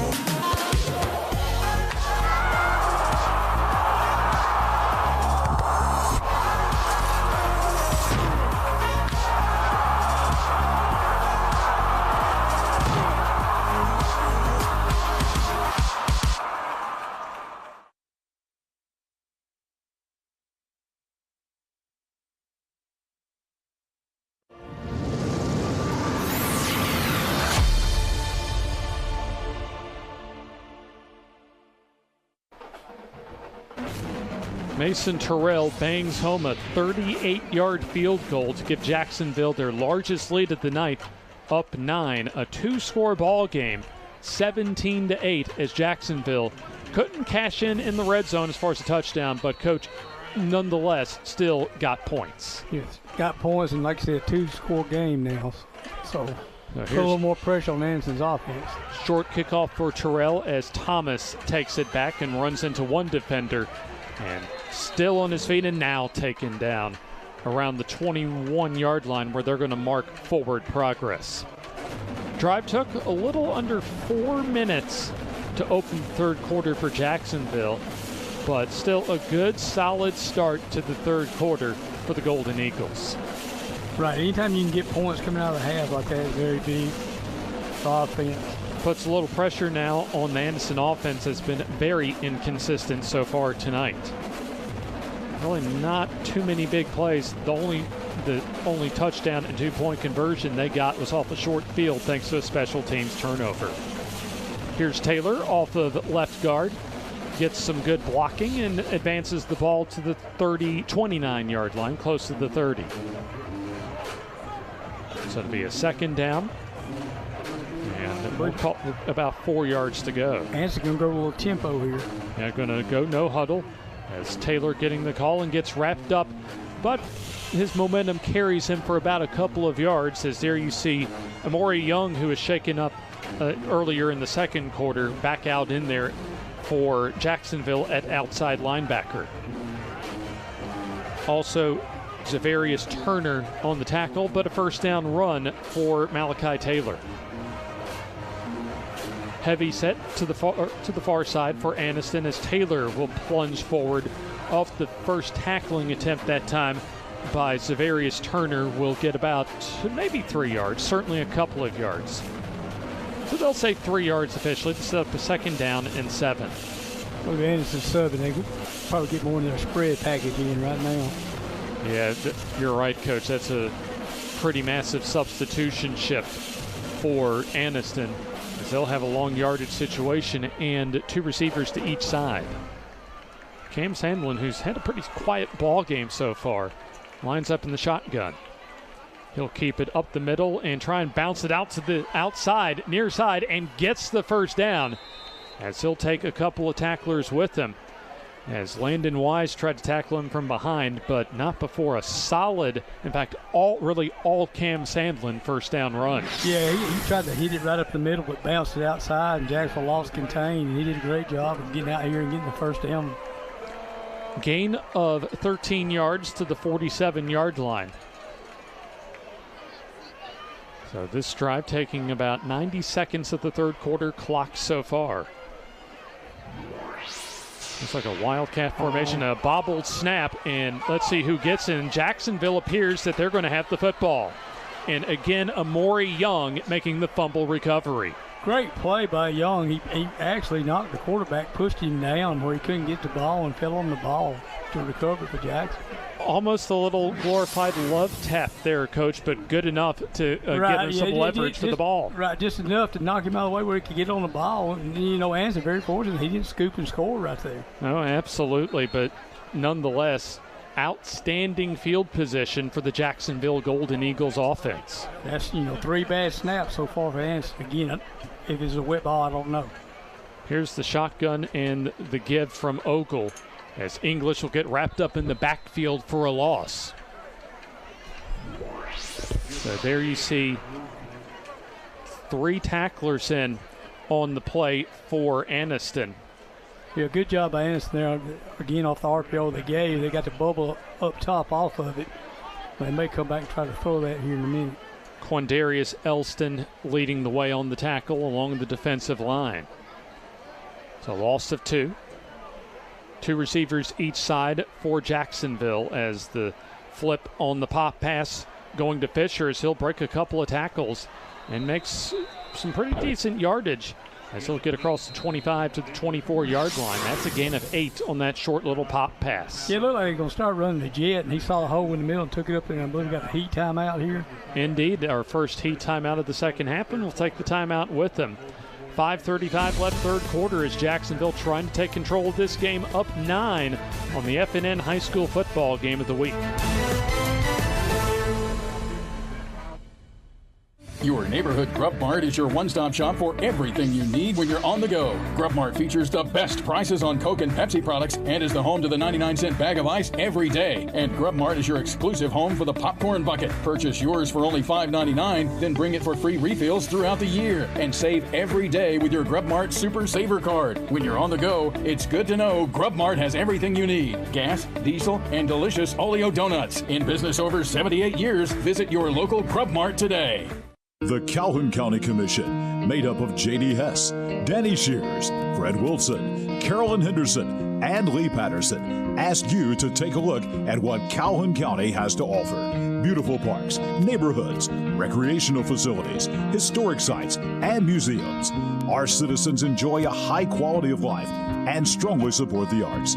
If you are considering expanding or starting a new business, take a look at what Calhoun County has to offer. You will be glad you did. Advantage Tire and Alignment on Highway 2. English gets the call up the middle and moves the sticks into the red zone as Jacksonville will have a 1st and 10.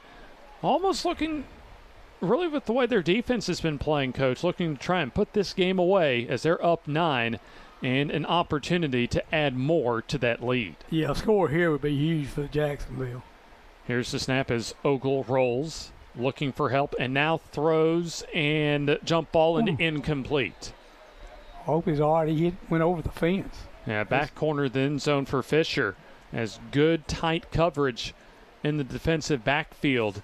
I believe it was Pope that time, DJ Pope on the coverage. And that's a short little area as far as that corner there, Coach. Not a lot of room for error, especially for the receiver and for the defensive backs. Yeah, down in that corner, that end zone, it is very close to the fence there and basically got knocked over the fence. Yeah, as we were observing, at least Coach Paul Farlow was observing during the break, the ball being protected with the towel during the break to keep it as dry as possible, as some of the heaviest rain we've seen tonight coming down. There's a 2nd down carry on 2nd down and 10 for Xavier English, as he'll get a couple of yards to set up a 3rd down and about 8 around the 16-yard line.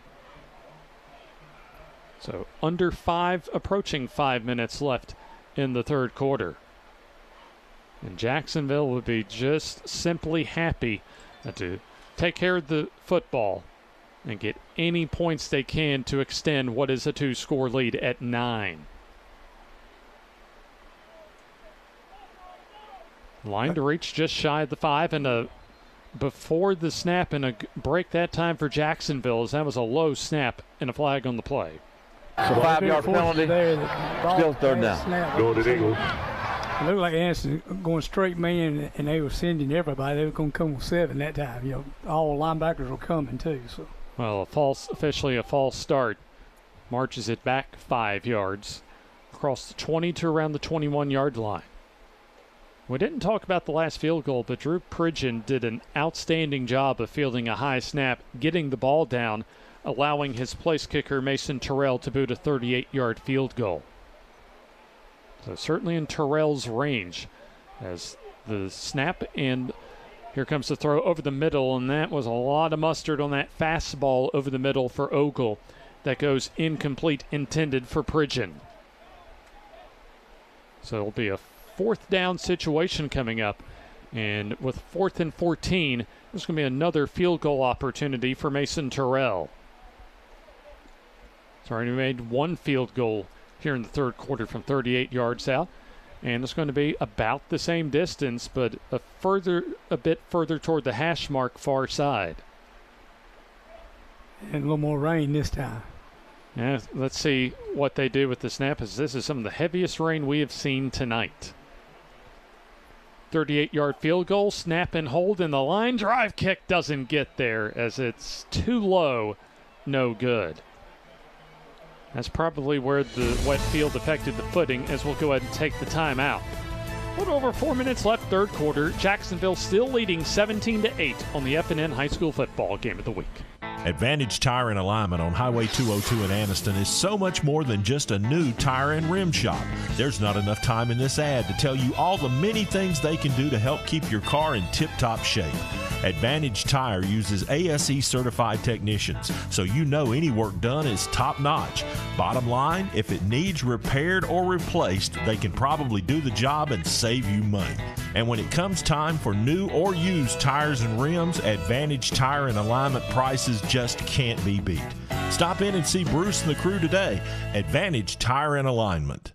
In Alabama, school spirit is in the air on Friday nights. At Farmers and Merchants Bank, we're giving our customers the opportunity to show their school spirit every day with our new Spirit debit card. We've designed a unique card for every Calhoun County school that includes the school's logo. So every time you use the card, you're showing your school spirit. Come in and get your school spirit debit card today. We've got spirit at FNN Bank. Service, solutions, and strength. Member FDIC and equal housing lender.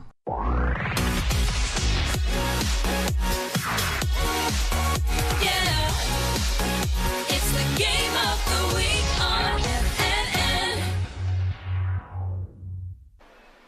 Anniston has the football as while we were away, Cam Sandlin found Deion Lunsford on a rollout pass to the near side that gained a first down. A first down catch of 13 yards, and Taylor rushes it up the middle for 3 yards. Back in that heavy set. You would think a running play and will be a keeper, as nice defense by really the entire Jacksonville defense, as there you see Young as well as TJ Wilson in the defensive backfield, as it appears that Amori Young is down once again. So Young hits the deck right in front of us around the 33-yard line. I hope it may be cramps. I think that's what he had right before halftime. Well, I hope that's all it is for Young, as he's had an outstanding ball game, recovering a couple of fumbles and really kind of setting the tone defensively for Jacksonville tonight.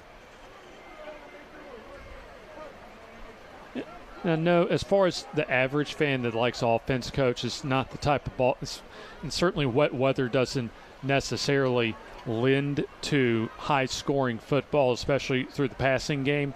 But if you're Clint Smith, you've got to be pretty happy with how your team's been playing tonight. Oh, yeah, they played real well tonight. You know, like I said, they benefited from a few turnovers and played really good defense all night long and had two good, drives on offense, one for a touchdown at the beginning of the game and then the field goal here in the second half. Now, they've made some mistakes tonight, Coach Farlow, but I think for Jacksonville, even with the mistakes that they've made, they've done a far better job of taking care of the ball overall than Anniston has. Yeah, I think they had one bad snap on the field goal attempt earlier in the first half, but other than that, you're right. They protected the ball pretty well. Looks like he is cramping up, and, a lot of times that happens on a muggy night like this, especially in the second half. You come out after, halftime there, and that's when they normally hit you around the third quarter, fourth quarter. Be interested to see if anybody else cramps up. And really, minus a short field for a touchdown, Anniston has not been able to move the ball in this Jacksonville defense all night. Now they're going empty right here. Let's see if Jackson puts stunts pressure. They've been having success. Yeah, the Bulldogs of Anniston need to get something going, as here's the bubble screen pass, and reading it like a book that time is the Jacksonville Golden Eagles, as there is the linebacker Zavarius Turner reading the bubble screen and immediately making the tackle. A good play by that young man. Diagnosed it, made the tackle, minimal gain, got a punt again. It's like 3 and out. Well, one first down, check that for Anniston, but a short possession nonetheless for the Anniston Bulldogs offense, as it'll be Fisher once again coming out to return the punt from Anniston's Cam Sandlin. There's snap, rush coming, and Sandlin gets a fairly decent punt off. Short punt, however, but gets an Anniston roll, as it'll be fielded around the 40-yard line. Winding our way toward the end of the third quarter, we'd like to remind you that the 2022 season of the FNN Game of the Week, presented by FNN Bank, home of the high school spirit card. Service, solutions, strength isn't just a tagline. At FNN Bank, we're here for you. And the line of scrimmage play has definitely been there for Jacksonville tonight, having the upper hand on both, primarily the defensive line especially, but moments along the offensive line as well. Here's snap, and English will go up the middle and gets a couple of yards across the 40 to the 42-yard line. And it almost seems, Coach, just observing the strategy right now, for Coach Clint Smith that he likes where his team's at right now, up 2 scores with the rain coming down. He's not going to put this game in the hands of Ogle as far as the passing game is concerned. It's almost as if he's trying to bleed out the clock and get this game to the finish line. Yeah, just don't turn the ball over, run the ball. Yeah, that's 2 good plays by Anniston on defense. So really, no game may have lost a yard there. So and there you see big KJ Cole leading the way on the tackle as English ran right into that brick wall for no gain. It'll be 3rd down and 8. So the line to reach for the first down will be just across the midfield stripe. And while Jacksonville has played a very solid game, it's been a very disappointing game really for Anniston so far tonight. A lot of mistakes, not a lot of big plays for their offense. Now, the rain's had a lot to do with it, but Jacksonville has had a lot to do with it as well. Here's the 3rd down passing situation as Ogle scrambling and now throwing for all it's worth down the field and almost intercepted. Great effort that time by Jalen Cunningham, the strong safety, as that potential INT just goes off his hands. Really good thing he didn't intercept. He had been probably better than the punt, but he had great coverage. Actually, the way that we've seen some high, low snaps, that, yeah, he may be right on that. So we'll see what happens as far as this 4th down scenario is concerned. Cunningham in to return as he'll at least line up, rather, from his own 28-yard line. Looked like Jaff missed somebody on the punt protection or personal protector back there. Here's the snap, a short snap, and then the quick kick. Kind of a wobbly knuckleball kick that Cunningham fields at the 25 and will run out of bounds. In fact, it's dragged out of bounds by the free safety in Will Phillips around the 28-yard line. He does a good job getting that punt off real quick, one step in this out of there, which is good. I think especially with the issues that they've had with their special team snaps, with special teams in general, that's probably was a adjustment as far as a little coaching point for Clint Smith to just get a short snap, manageable snap, and get that ball away. So here's Anniston with the ball from their own 29-yard line, we'll call it, as we're closing in on the end of the 3rd quarter. Here's Sandlin, plenty of time, throws down the field, underthrown and knocked away, incomplete. So no flag on the play. It's a good job by Will Phillips to turn around when the ball got to them, as that pass falls harmlessly to the ground, incomplete. Yeah, he was open and just the pass was a little underthrown. Again, you're throwing